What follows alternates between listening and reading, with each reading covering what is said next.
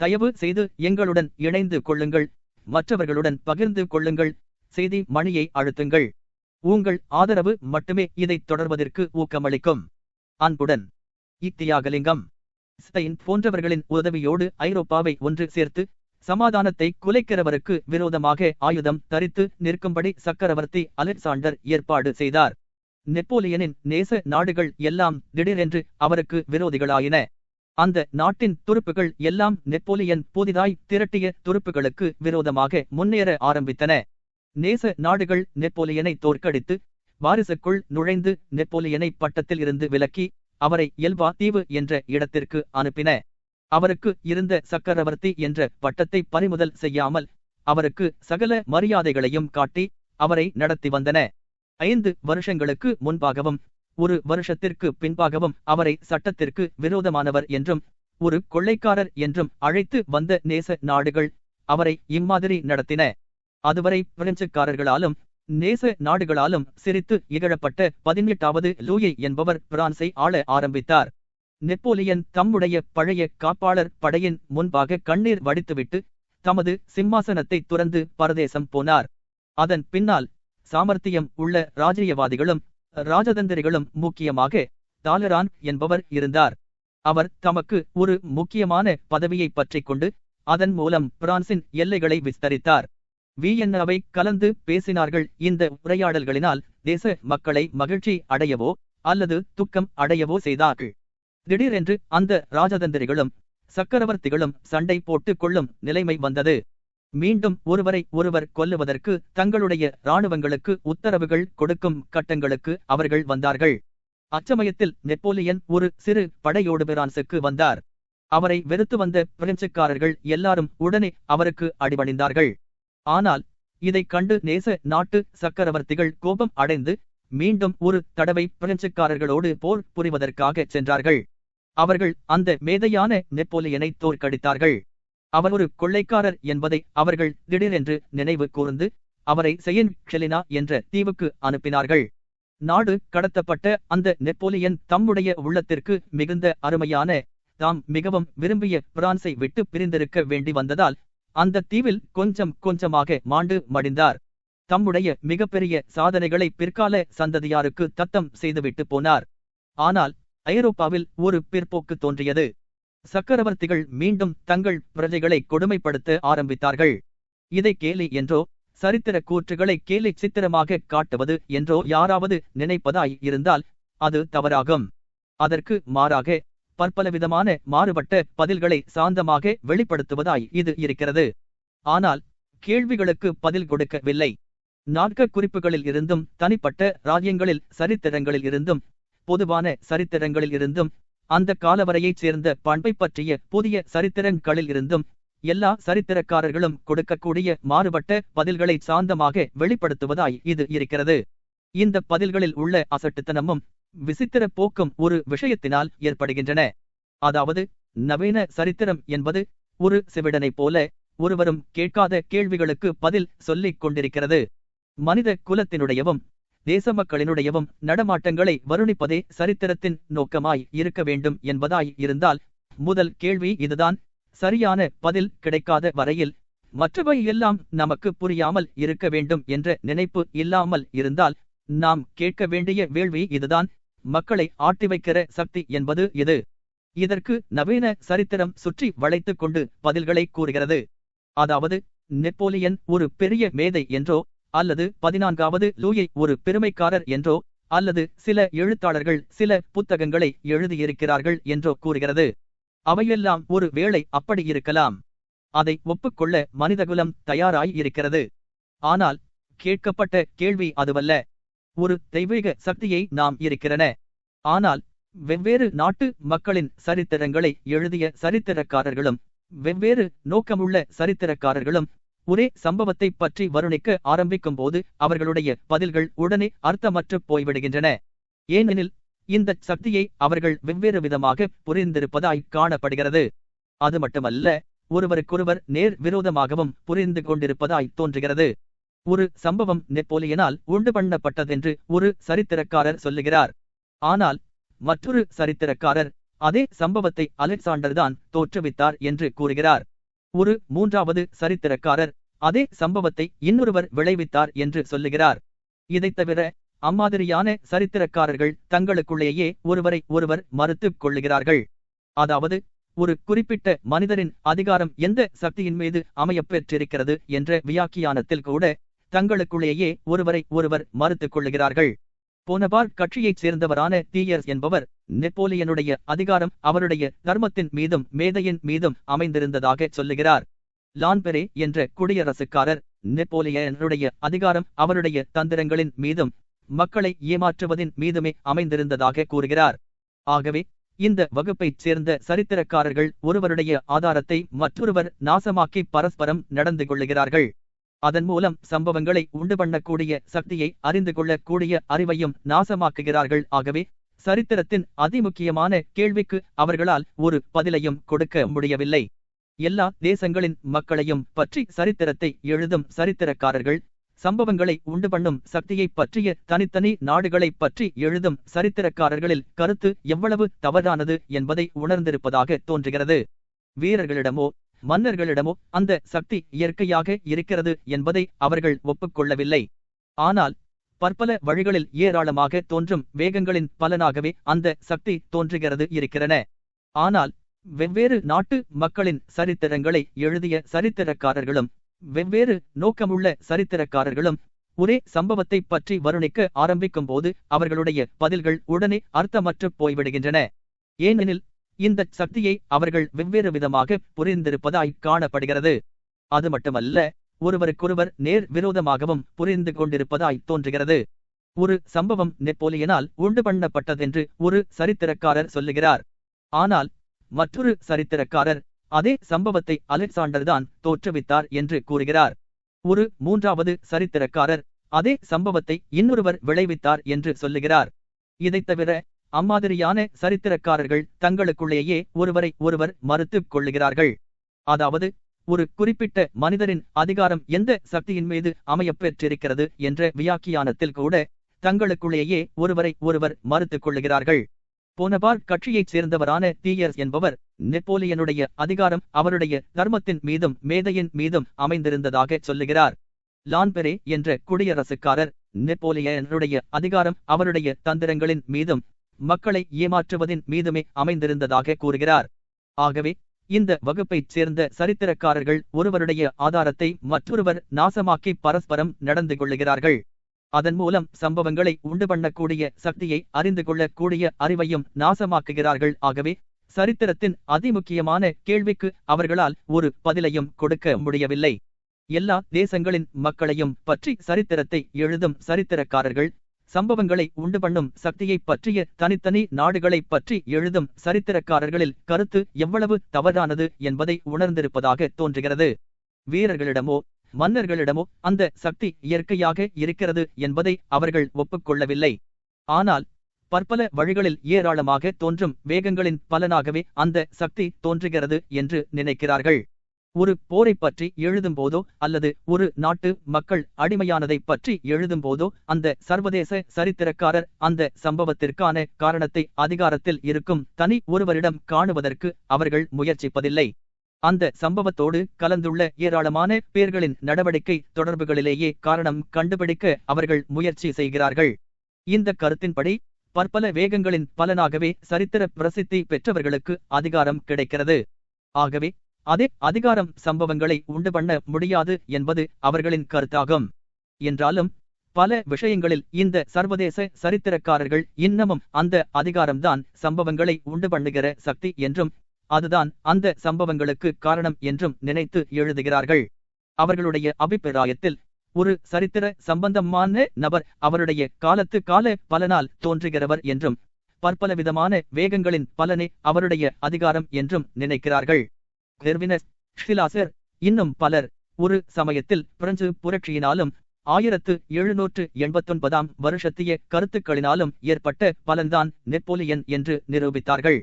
அவர்கள் விரும்பாத 1812 வருஷத்திய படையெடுப்பை பற்றியும் மற்ற விஷயங்களை பற்றியும் அவர் எழுதிய போது அவையெல்லாம் நெப்போலியனுடைய தவறான வழிகளினால் ஏற்பட்ட பலன்கள் என்று சொன்னார்கள். 1789 வருடத்திய கருத்துக்களை வளரவிடாமல் நெப்போலியன் தம்முடைய கிறுக்கு புத்தியினால் செய்துவிட்டார் என்றும் கூறினார்கள். புரட்சியைப் பற்றிய கருத்துக்களும் அந்த சகாப்தத்தில் தோன்றிய பொதுவான மனப்போக்குமே நெப்போலியனுடைய அதிகாரத்தை உற்பத்தி செய்தன. ஆனால் நெப்போலியனுடைய அதிகாரம் அந்த புரட்சி கருத்துக்களையும் அந்த சகாப்தத்தின் பொதுவான மனப்போக்கையும் அடக்கி ஒடுக்கிவிட்டது. ஒன்றுக்கொன்று மாறுபாடான இந்த விசித்திரம் தற்செயலாக ஏற்பட்டதல்ல. ஒவ்வொரு படியிலும் இது ஏற்படுவதும் என்பது மட்டுமல்ல, சர்வதேச சரித்திரக்காரர்களின் சரித்திரம் முழுவதுமே இம்மாதிரியான மாறுபாடுகளை கொண்ட ஒரு சங்கிலி தொடராகும். தாரதமியங்களை ஆராய்ச்சி செய்ய புகுந்து பாதி வழியில் சர்வதேச சரித்திரக்காரர்கள் நின்று விடுவதால் இந்த மாறுபாடு ஏற்படுகிறது. மொத்த பலனின் வேகத்திற்கு சமமாக பிரிவுகளின் வேகம் இருக்க வேண்டுமானால் அந்த பிரிவுகளின் கூட்டமொத்த பலனுக்கு சமமாய் இருக்க வேண்டும். இந்த நிபந்தனையை சர்வதேச சரித்திரக்காரர்கள் எப்பொழுதுமே கைக்கொண்டதில்லை. ஆகவே பலனின் வேகங்களை அவர்கள் விளக்கும் போது பிரிவுகளின் கூட்டமொத்தம் போதுமானதாய் இல்லை என்பதை அவர்கள் ஒப்புக்கொண்டாக வேண்டியிருக்கிறது. இதைத் தவிர விளக்க முடியாத ஒரு சக்தி அந்த பலனை கொடுப்பதற்கு காரணமாய் இருக்கிறது என்பதையும் அவர்கள் ஒப்புக்கொண்டாக வேண்டி இருக்கிறது. 1813 வருடத்திய படையெடுப்பை பற்றியோ அல்லது பூர்பான்களை பிரெஞ்சு ராஜ குடும்பத்தாரை மீண்டும் பதவியில் வைத்ததைப் பற்றியோ தனிப்பட்ட நாடுகளின் சரித்திரக்காரர் அவற்றை வருணிக்கும் போது அவையெல்லாம் அலெக்சாண்டரின் விருப்பப்படியே நடந்தன என்று சொல்லுகிறார்கள். ஆனால் சர்வதேச சரித்திரக்காரரான கெர்வினஸ் என்பவர் இந்த கருத்தை மறுக்கிறார். 1813 வருஷத்திய படையெடுப்புக்கும் பூர்பான்களை மீண்டும் சிம்மாசனத்தில் ஏற்றியதற்கும் அலெக்சாண்டரின் விருப்பத்தை தவிர வேறு காரணங்களும் உண்டு என்று அவர் நிரூபிக்கிறார். அதாவது ஸ்பெயின், மெட்டர்னிச், திருமதி டிஸ்டால், தாலரான், பிட்டே, சாட்டாபெரியான் முதலியவர்கள் மேற்கொண்ட நடவடிக்கைகளும் காரணமென்று அவர் கூறுகிறார். அந்த சரித்திரக்காரர் அலெக்சாண்டரின் அதிகாரத்தை பல பிரிவுகளாக பிரிக்கிறார் என்று தோன்றுகிறது. அதாவது தாலரான், சாட்டாபெரியான் ஆகியவர்களாக பல பிரிவுகளாக்குகிறார். ஆனால் இந்த பிரிவுகளின் மொத்த தொகையை கூட்டினால், அதாவது சாட்டாபெரியான், தாலரான், திருமதி டிஸ்டால் ஆகியவர்களின் நடவடிக்கைகளை மொத்தமாக கூட்டினால் பலனுக்கு சமமாக அது வந்து சேரவில்லை. அதாவது கோடிக்கணக்கான பிரெஞ்சுக்கார்கள் பூர்பான்களுக்கு அடிமையான அற்புதத்திற்கு அது ஈடாக முடியாது. சாட்டாபெரியான், திருமதி டிஸ்டால் முதலியவர்கள் ஏதோ சில வார்த்தைகளை ஒருவருக்கொருவர் பேசினால் அவர்களுக்குள் உண்டான பரஸ்பர உறவுகளைத்தான் அவை சேருமேயொழிய கோடிக்கணக்கானவர்கள் அடிமையானதற்கு அவை காரணமாக முடியாது.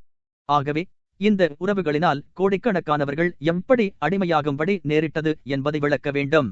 அதாவது பிரிவுகளினுடைய வேகங்கள் ஒரு குறிப்பிட்ட அளவு பலனுக்கு சமமாய் இருக்கும்போது அந்த அளவில் 1000 மடங்கு அதிகமான பலனை எப்படி கொடுக்க முடியும்?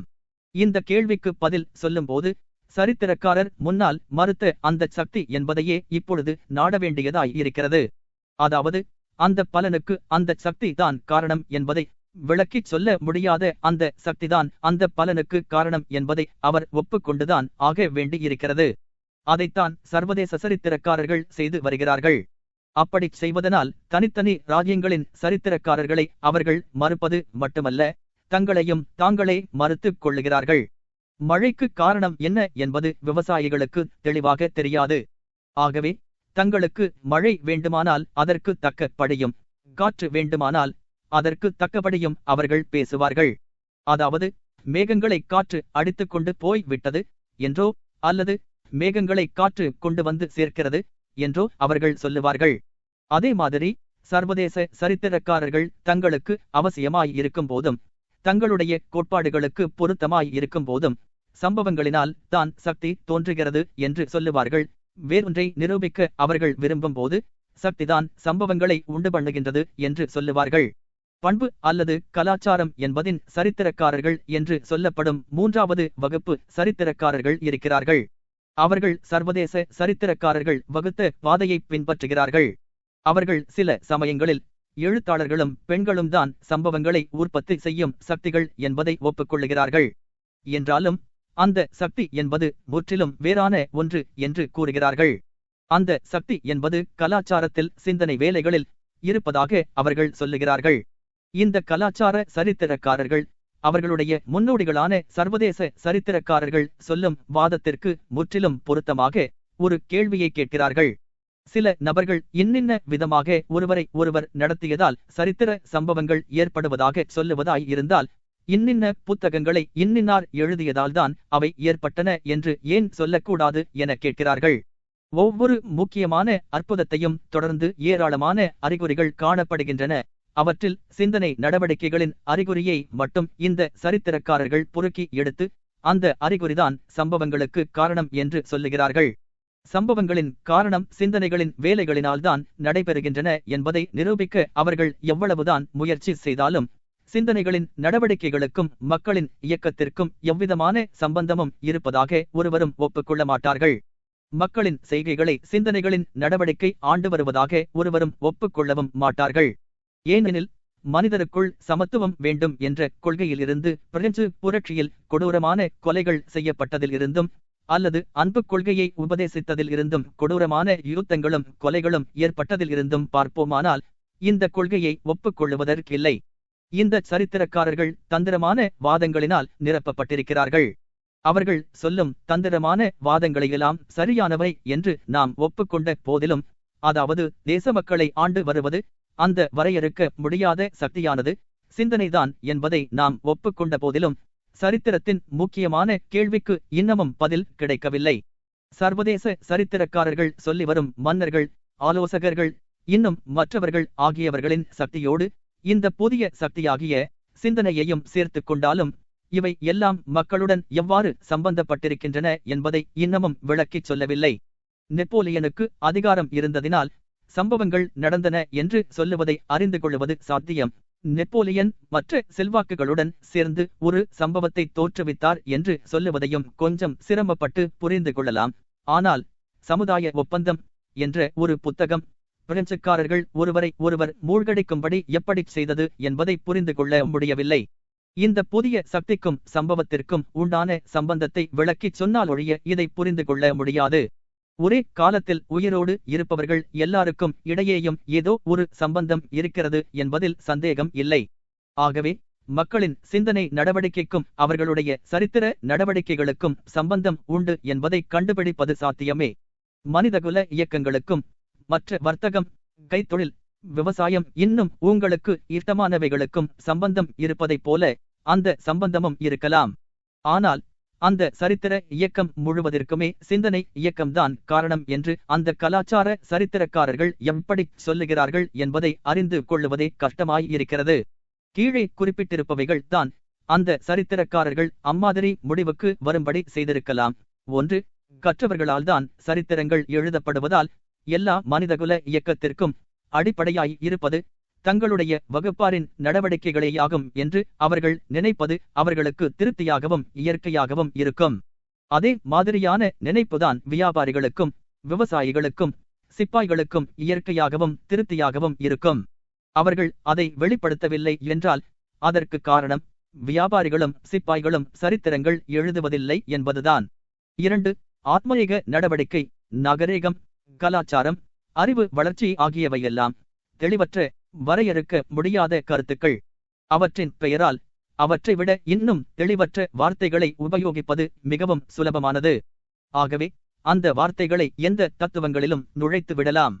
இம்மாதிரியான சரித்திரங்களின் உண்மையான தன்மை ஒரு பக்கம் இருக்கட்டும், அது சிலருக்கு சில காரியங்களுக்காக உபயோகப்படுவதாய் இருக்கலாம். பொதுவான சரித்திரங்கள் எல்லாம் அந்த கலாச்சார சரித்திரங்கள் மீது வரவர அதிகமாக சார்பு கொள்ள ஆரம்பிக்கின்றன.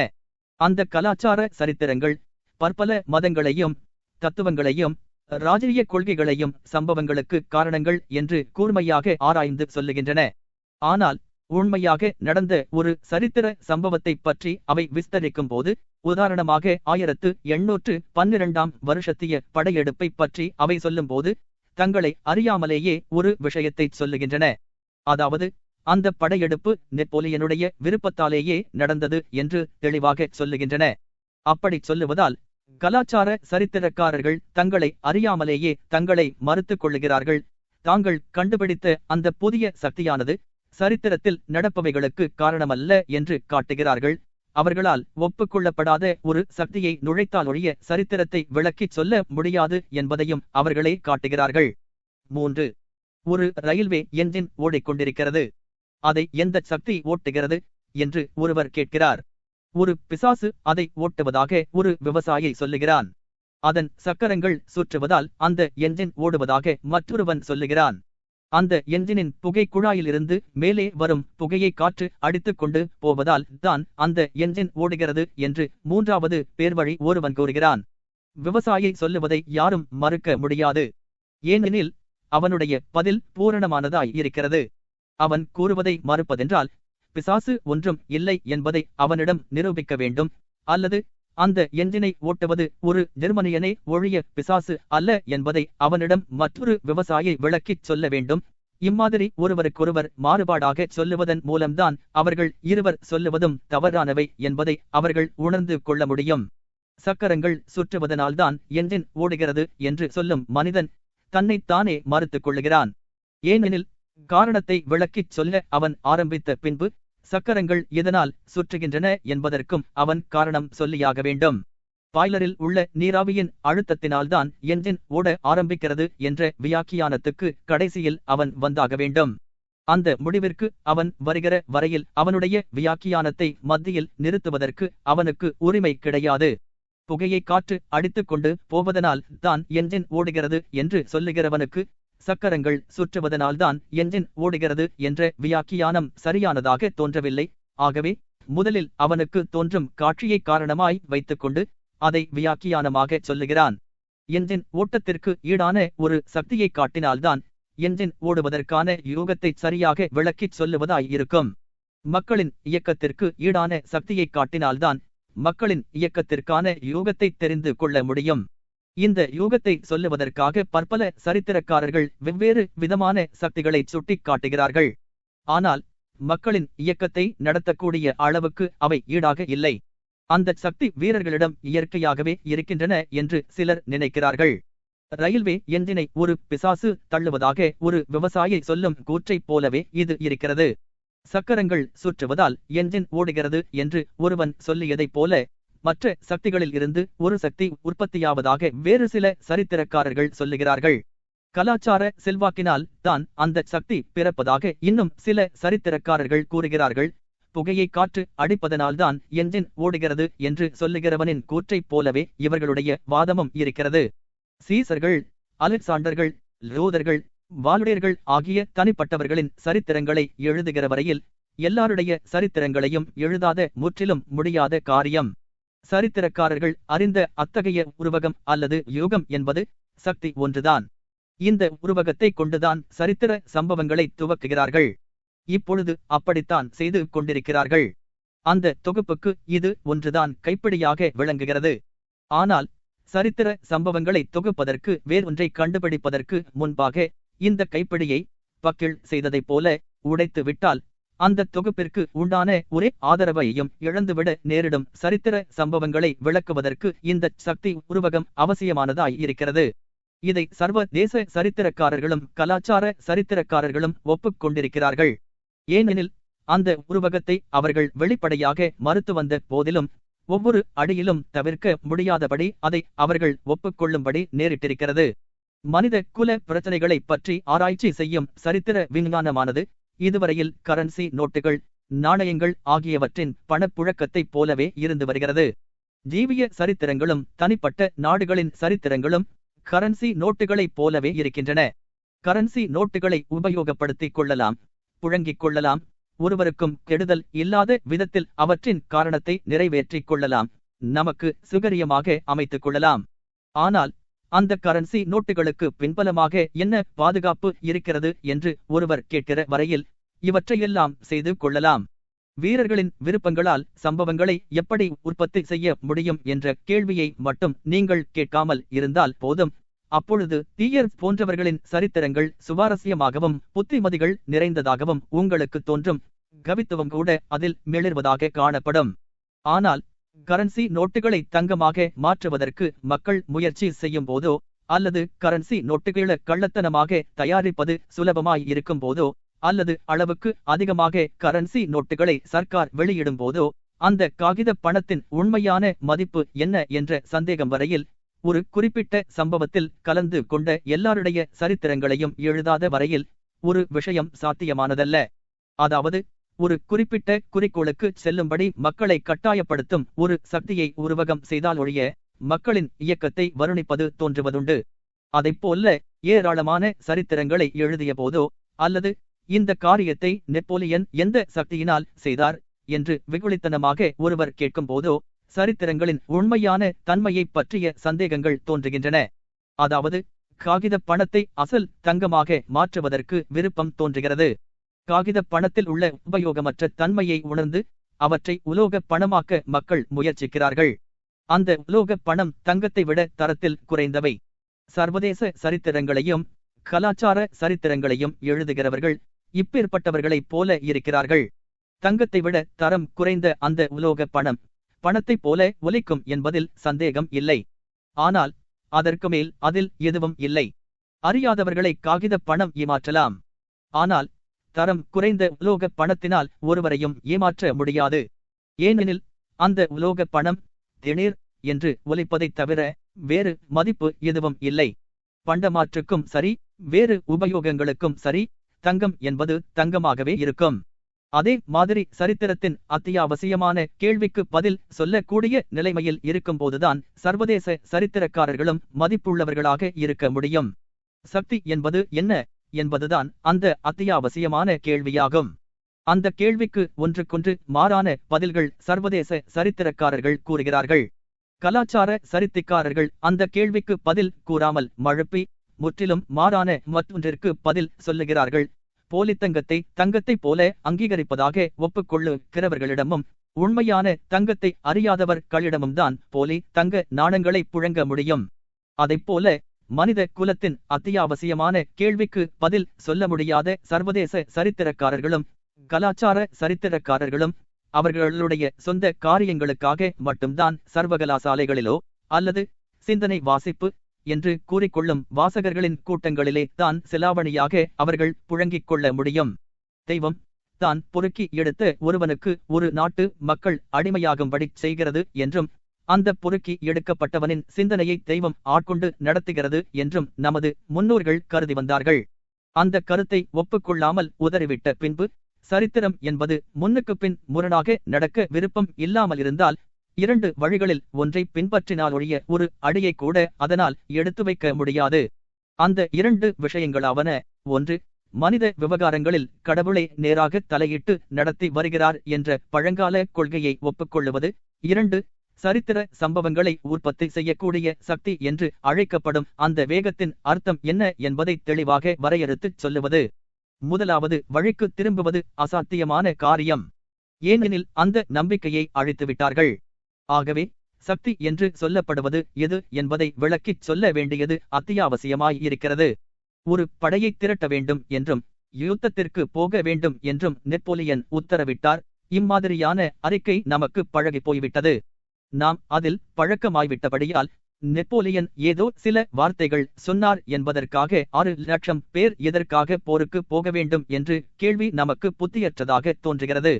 அவருக்கு அதிகாரம் இருந்த படியால் அவர் உத்தரவிட்டபடி செய்து முடிக்கப்பட்டன.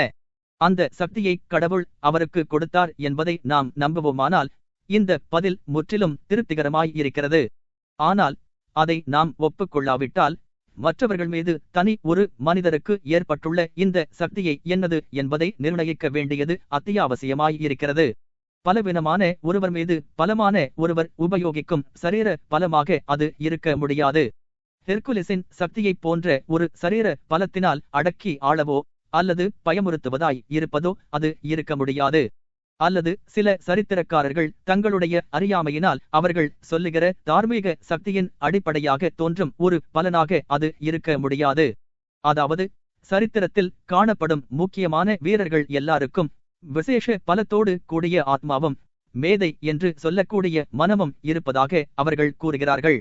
தார்மீக பலத்தின் விசேஷத்தின் மீது இந்த சக்தி அமைந்திருப்பதாக இருக்க முடியாது.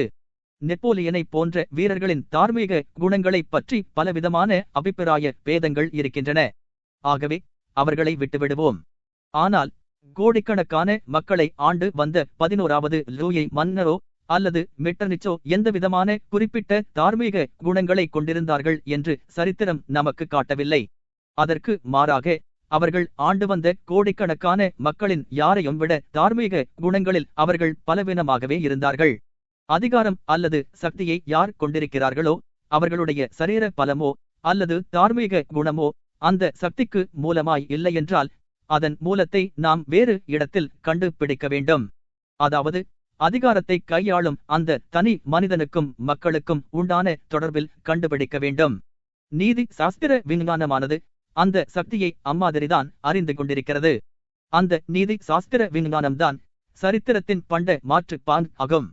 சரித்திரம் அறிந்து கொண்டிருக்கிற அந்த சக்தியின் ஞானத்தை உண்மையான தங்கத்திற்கு பண்டமாற்று செய்து கொள்ள அது மேற்கொள்ளுகிறது. வெளிப்படையாகவோ அல்லது முனமாகவோ தங்கள் சம்மதத்தை காட்டி தாங்கள் விரும்புகிற மன்னர்களுக்கு தங்கள் விருப்பத்தை கூட்டாக மக்கள் மாற்றிக் கொடுப்பதுதான் சக்தி என்பதாகும். சாத்தியமான இடங்களில் இராஜாங்கமும் சக்தி என்ற அதிகாரமும் எம்மாதிரி ஏற்பாடு செய்யப்பட வேண்டும் என்பது பற்றி நீதி சாஸ்திரத்தில் விளக்கங்கள் காணப்படுகின்றன. அவையெல்லாம் மிகவும் தெளிவாக இருக்கின்றன. என்றாலும் சரித்திரத்திற்கு அந்த விளக்கத்தை உபயோகிக்கும் போது சக்தி என்பது என்ன என்பதை வரையறுக்கக்கூடிய தெளிவான வியாக்கியானம் அவசியமாய் இருக்கிறது. நமது முன்னோர்கள் நெருப்பு என்பதை நிச்சயமாக இருக்கக்கூடிய ஒரு பொருள் என்று கருதி வந்தார்கள். அதே மாதிரி இராஜாங்கத்தையும் சக்தியையும் நீதி சாஸ்திரம் கருதுகிறது. ஆனால் சரித்திரத்தை பொறுத்த வரையில் இராஜாங்கம் என்பதும் சக்தி என்பதும் கண்ணால் பார்க்கக்கூடிய அற்புதங்கள் என்றே கருதுகிறது.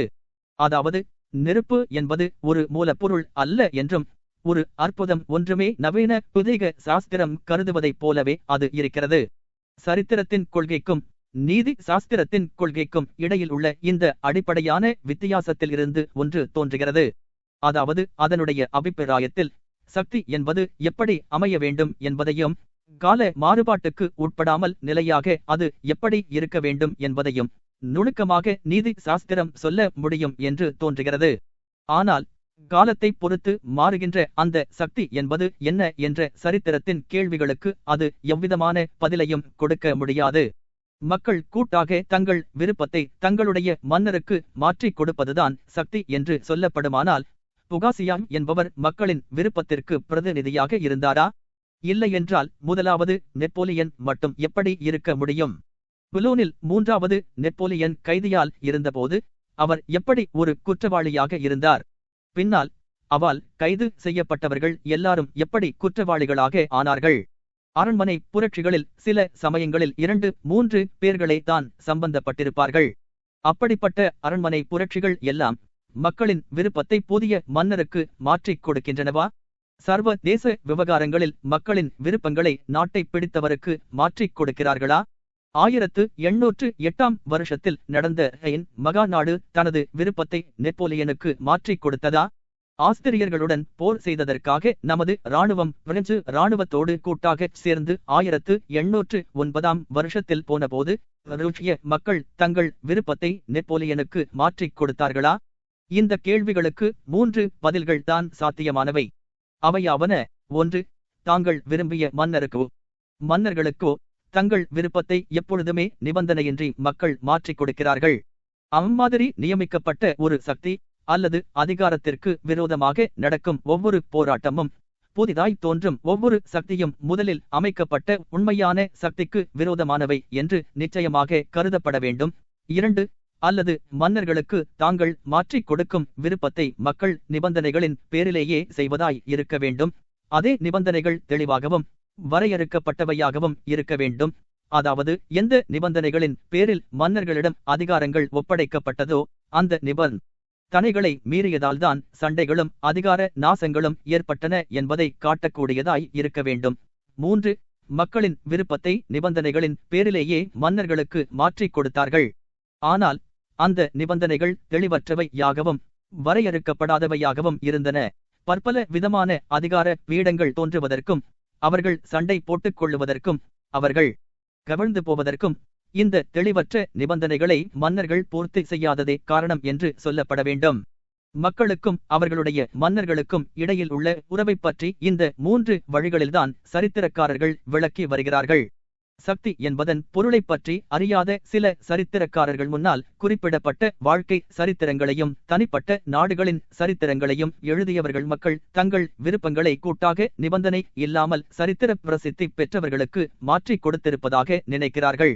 ஆகவே ஒரு தனி நாட்டைப் பற்றி அவர்கள் எழுதும்போது அந்த குறிப்பிட்ட அதிகாரம்தான் நிச்சயமான உண்மையான சக்தி என்று அவர்கள் நினைத்துக் கொள்ளுகிறார்கள். ஆகவே அதை எதிர்க்கிற வேறு எந்த வேகமும் ஒரு சக்தி அல்ல என்றும் சக்திக்கு எதிராக கிளம்பும் ஒரு பலாக்காரம் என்றும் அவர்கள் கருதுகிறார்கள். இந்த கொள்கை சரித்திரத்தில் அநாகரிகமாய் இருந்த காலங்களுக்கும் அமைதியாய் இருந்த காலங்களுக்கும் பொருத்தமானது. ஆனால் ஏக காலத்தில் பற்பல சக்திகள் தோன்றி ஒன்றோடொன்று சண்டை போடும் சிக்கலான நெருக்கடியான காலங்களுக்கு இந்த கொள்கையை உபயோகிப்பது ஒரு அசௌகரியமாய் இருக்கும். ஏனெனில் தேசிய கன்வென்ஷன், சட்டசபை நிர்வாக டைரக்டரி போனபார் ஆகியவர்கள் எல்லாரும் உண்மையான சக்திக்கு எதிராக நடப்பவர்கள் என்று ஒரு நியாயமான சரித்திரக்காரர் நிரூபிக்க முடியும். குடியரசு கட்சியைச் சேர்ந்த ஒரு சரித்திரக்காரர் கன்வென்ஷன் தான் உண்மையான சக்தி என்று கூறுவார். போனபார் கட்சியைச் சேர்ந்த சரித்திரக்காரர் ஏகாதிபத்தியம்தான் உண்மையான சக்தி என்று கூறுவார். மற்றவையெல்லாம் உண்மையான சக்திக்கு எதிராக நடப்பவை என்று அவர்கள் சொல்லுவார்கள். ஒருவருக்கொருவர் முரணாக சொல்லும் இந்த சரித்திரக்காரர்களின் வியாக்கியானங்கள் எல்லாம் சிறு குழந்தைகளுக்குத்தான் திருப்தியாய் இருக்கும் என்பது தெளிவான விஷயம். சரித்திரத்தைப் பற்றி இம்மாதிரி பொய்யாக கூறுவதை உணர்ந்துள்ள மற்றொரு சரித்திரக்கார கோஷ்டி வேறொரு விதமாக சொல்லுகிறார்கள். மக்கள் தங்கள் விருப்பத்தை தங்கள் மன்னர்களுக்கு நிபந்தனையின் பேரில் மாற்றிக் கொடுத்திருக்கிறார்கள். இன்ன திட்டத்தை நிறைவேற்ற வேண்டும் என்று மக்கள் நிபந்தனை விதித்து அதை வெளிப்படையாக சொல்லாமல் சரித்திர தலைவர்களுக்கு மாற்றிக் கொடுத்திருக்கிறார்கள் என்று அவர்கள் கூறுகிறார்கள். ஆனால் இந்த திட்டத்தில் என்ன அடங்கி இருக்கிறது என்பதை இந்த சரித்திரக்காரர்கள் சொல்லவில்லை. அப்படியே சொல்லியிருந்தாலும் விரோதமாக சொல்லுகிறார்கள். ஒருவருக்கொருவர் ஒரு தேச மக்களின் முன்னேற்றம் எதில் அடங்கி இருக்கிறது என்பதை கண்டுபிடிப்பதற்கு ஒவ்வொரு சரித்திரக்காரரும் தமது நோக்கத்திற்கு பொருத்தமாக காரணங்களை தேடுகிறார்கள். அந்த காரணங்களை பிரான்சினுடையவோ அல்லது வேறு நாட்டினுடையவோ பிரஜைகளின் பெருமையிலும் செல்வத்திலும் சுதந்திரத்திலும் அல்லது அறிவிலும் கண்டுபிடிக்க முயற்சி செய்கிறார்கள். இந்த திட்டத்தின் இயல்பை பற்றியே இந்த சரித்திரக்காரர்களுக்குள் முரண்பாடுகள் இருக்கின்றன என்பதை சொல்ல வேண்டியதில்லை. எல்லா சரித்திரக்காரர்களுக்குமே ஒரே விதமான திட்டம் இருக்கிறது என்று வைத்துக் கொண்டாலும் கூட சரித்திரத்தின் உண்மைகள் அநேகமாக எப்பொழுதுமே அந்த கொள்கையை மறுக்கிறது. செல்வம், சுதந்திரம், மக்களின் நாணம் ஆகியவைகளில்தான் அந்த சக்தி என்பது இருக்கிறது என்றால் 14வது லூபி மன்னனும் பயங்கர்ஜான் மன்னனும் எப்படி தங்கள் ஆட்சியை அமைதியாக நடத்தினார்கள்? 16வது லூயி மன்னனும் 1வது சார்லஸ் மன்னனும் எதற்காக மக்களால் சிரச்சேதம் செய்யப்பட்டார்கள்? இந்த கேள்விக்கு சரித்திரக்காரர்கள் பின்வருமாறு பதில் சொல்லுகிறார்கள். அதாவது 14வது லூயி செய்த காரியங்கள் திட்டத்திற்கு விவாதமானவை என்றும் அவற்றில் ஏற்பட்ட பலன் 16வது லூயியை தாக்கியது என்றும் அவர்கள் சொல்லுகிறார்கள். ஆனால் அந்த பலன் 14வது லூயியையோ அல்லது 15வது லூயியையோ தாக்காமல் 16வது லூயியை ஏன் தாக்க வேண்டும்? அம்மாதிரி பலன்களுக்கு பெயர் என்ன?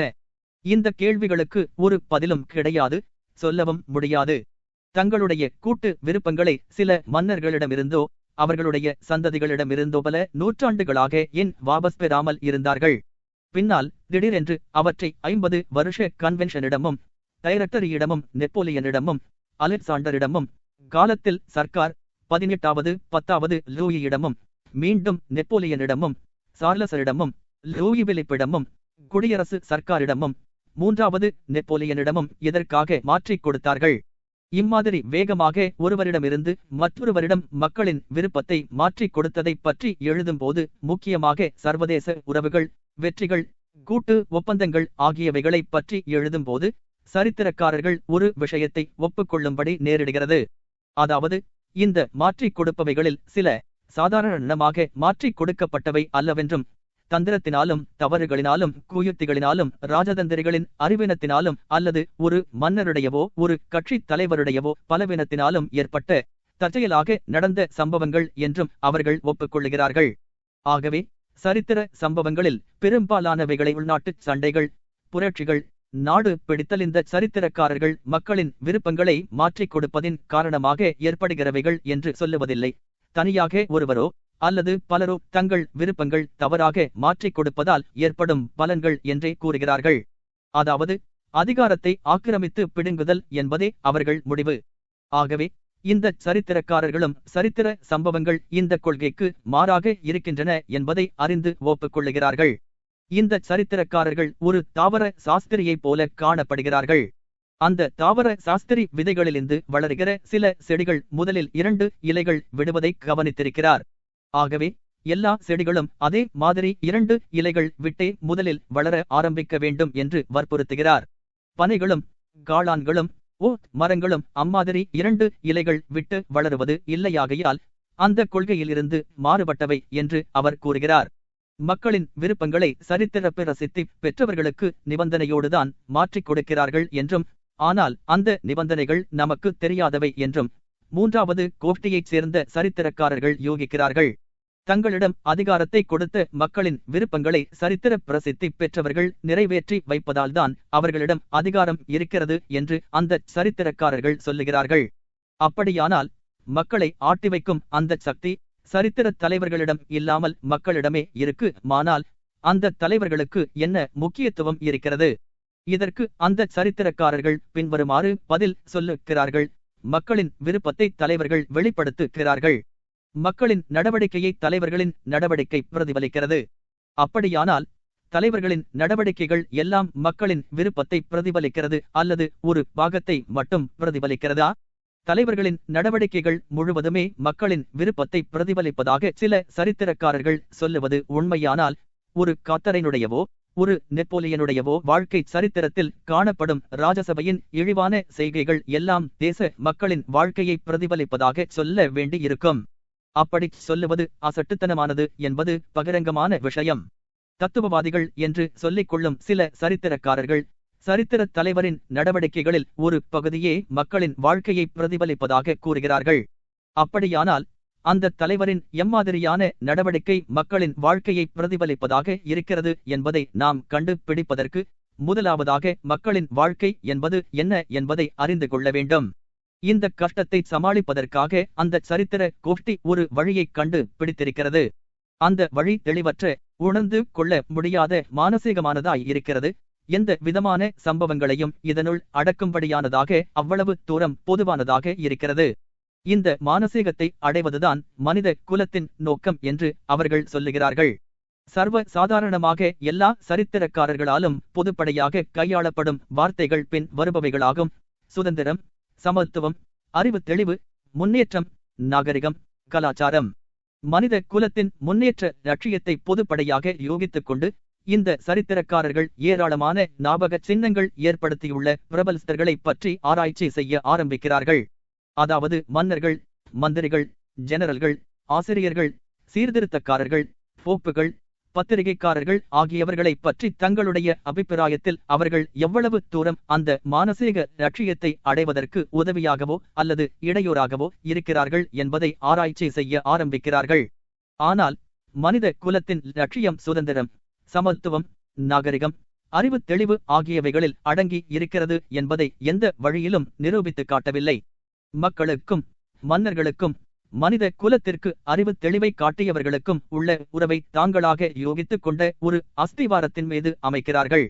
மக்களின் கூட்டு விருப்பம் சில மனிதர்களுக்கு மாற்றி கொடுக்கப்படுகிறது என்பதே அந்த அஸ்திவாரம்.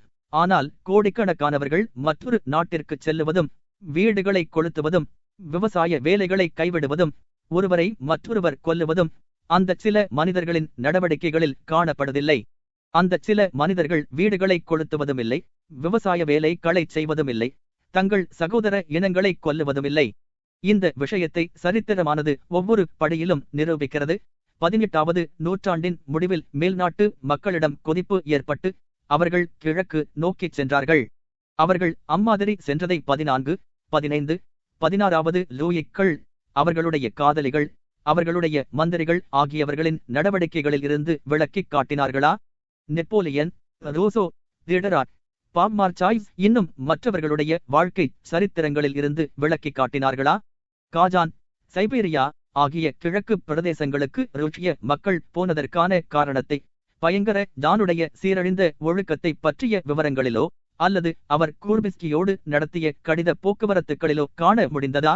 சிலுவை போர் சமயத்தில் நடந்த மக்களின் நடமாட்டங்களை பற்றி காட்பிரேக்கள் லூயிக்கள் அவர்களுடைய காதலிகள் ஆகியவர்களின் நடவடிக்கைகளில் இருந்து அவை தோன்றின என்று சொல்ல முடியுமா? நம்மை பொறுத்த வகையில் தலைவர்கள் இல்லாமல் ஒரு நாடோடி கூட்டத்தோடு துறவி பீட்டரோடு மக்கள் மேற்கில் இருந்து கிழக்கே சென்றது மனதிற்கு அடைபடாத விஷயமாய் இருக்கிறது. ஜெருசலத்தை விடுவிக்க வேண்டும் என்பதே சிலுவை போரின் பகுத்தறிவுள்ள புனிதமான நோக்கம் என்று சரித்திரத் தலைவர்கள் தெளிவாக வரையறுத்தவுடன் அந்த சிலுவை போர் இயக்கம் நின்று போனதானது இன்னும் அதிகமாக மனதிற்கு புரியாத விஷயமாய் இருக்கிறது. போப்புகளும் ராஜாக்களும் வீரர்களும் அந்த பரிசுத்த நகரத்தை விடுதலை செய்ய வேண்டும் என்று மக்களை தூண்டிவிட்டு கொண்டிருந்தார்கள். என்றாலும் மக்கள் போகவில்லை. ஏனெனில் காரணம் தெரியாத ஒரு கொள்கைக்காக அவர்களை தூண்டிவிட்டு கொண்டிருந்த அந்த வேகம் இப்பொழுது காணப்படவில்லை. காட்பிரேக்களுடையவும் மின்னேசிங்கர்களுடையவும் சரித்திரங்கள் மக்களின் சரித்திரங்களாக எடுத்துக் கொள்ளப்பட முடியாது. ஆகவே காட்பிரேக்கள் மின்னேசிங்கர்கள் ஆகியவர்களின் சரித்திரங்கள் காட்பிரேக்கள் மின்னேசிங்கர்களின் சரித்திரங்களாகவே இருந்தன. மக்களின் வாழ்க்கை சரித்திரமும் அவர்களின் உணர்ச்சிகளும் வெளியே தெரியாமலேயே இருந்துவிட்டன. ஆசிரியர்கள் சீர்திருத்தக்காரர்கள் ஆகியவர்களின் சரித்திரங்களும் மக்களின் சரித்திரங்களை நமக்கு வெளிப்படுத்தவில்லை. ஒரு எழுத்தாளர் அல்லது ஒரு சீர்திருத்தக்காரரின் உந்தும் உணர்ச்சிகளையும் வாழ்க்கை நிலைமைகளையும் சிந்தனை களையும் கலாச்சார சரித்திரம் நமக்கு எடுத்துக் கூறுகிறது. லூதர் என்பவர் மிகுந்த கோபக்காரர் என்றும் இன்னின்ன விஷயங்களை சொன்னார் என்றும் நாம் அறிந்து கொள்கிறோம். ரூசோ என்பவர் சந்தேகக்காரர் என்றும் இன்னின்ன புத்தகங்களை எழுதி இருக்கிறார் என்றும் அறிந்து கொள்ளுகிறோம். ஆனால் 16வது நூற்றாண்டில் ஏற்பட்ட மத சீர்திருத்த இயக்கத்திற்கு பின்னால் மக்கள் ஒருவரை ஒருவர் ஏன் படுகொலை செய்தார்கள் என்பதை பற்றியோ பிரெஞ்சு புரட்சி காலத்தில் ஏன் ஒருவரை ஒருவர்தலையை வாங்கினார்கள் என்பதை பற்றியோ நாம் அறிந்து கொள்ள முடியவில்லை. நவீன சரித்திரக்காரர்கள் செய்வதைப் போல நாமும் இந்த இரண்டு விதமான சரித்திரங்களை ஒன்று சேர்ப்போமானால் மன்னர்களுடையவும் எழுத்தாளர்களுடையவும் சரித்திரங்களை நாம் பெற முடியும். ஆனால் மக்களின் வாழ்க்கை சரித்திரத்தை நாம் பெற முடியாது. 5. தேச மக்களின் வாழ்க்கையை சில மனிதர்களின் வாழ்க்கையில் காண முடியாது. ஏனெனில் இவர்கள் இருவருக்கும் உள்ள தொடர்புகளை கண்டுபிடிக்க முடியவில்லை. மக்களின் கூட்டு விருப்பத்தை சில சரித்திர பிரபலஸ்தர்களுக்கு மாற்றிக் கொடுப்பதில்தான் இந்த தொடர்பு இருப்பதாக சொல்லப்படும் கொள்கை வெறும் கற்பனையாகும். சரித்திரத்தால் உறுதி செய்யப்படாத கற்பனை. சரித்திர பிரபலஸ்தர்களுக்கு மக்களின் கூட்டு விருப்பத்தை மாற்றிக் கொடுப்பதாக சொல்லப்படும் கொள்கை ஒருவேளை நீதி சாஸ்திர உலகத்தில் தெளிவாய் காணப்படலாம். அதற்கு அது அவசியமாயும் இருக்கலாம். ஆனால் சரித்திர சம்பந்தமாக அந்த கொள்கையை உபயோகப்படுத்தும் போது, அதாவது புரட்சிகள், பிற நாடுகளை பிடித்தல், உள்நாட்டு போர்கள் ஆகியவை நடக்கும்போது, அதாவது சரித்திரம் ஆரம்பமாகும் போது அந்த கொள்கையால் எதையும் தெரிந்து கொள்ள முடியாது. மக்களின் விருப்பத்தை மாற்றிக் கொடுக்கும் செய்கை எப்பொழுதும் கடந்ததில்லையாகையால் அதை நிரூபிக்க முடியாது. ஆகவே இந்த கொள்கை மறுக்க முடியாத ஒன்றாக காணப்படுகிறது.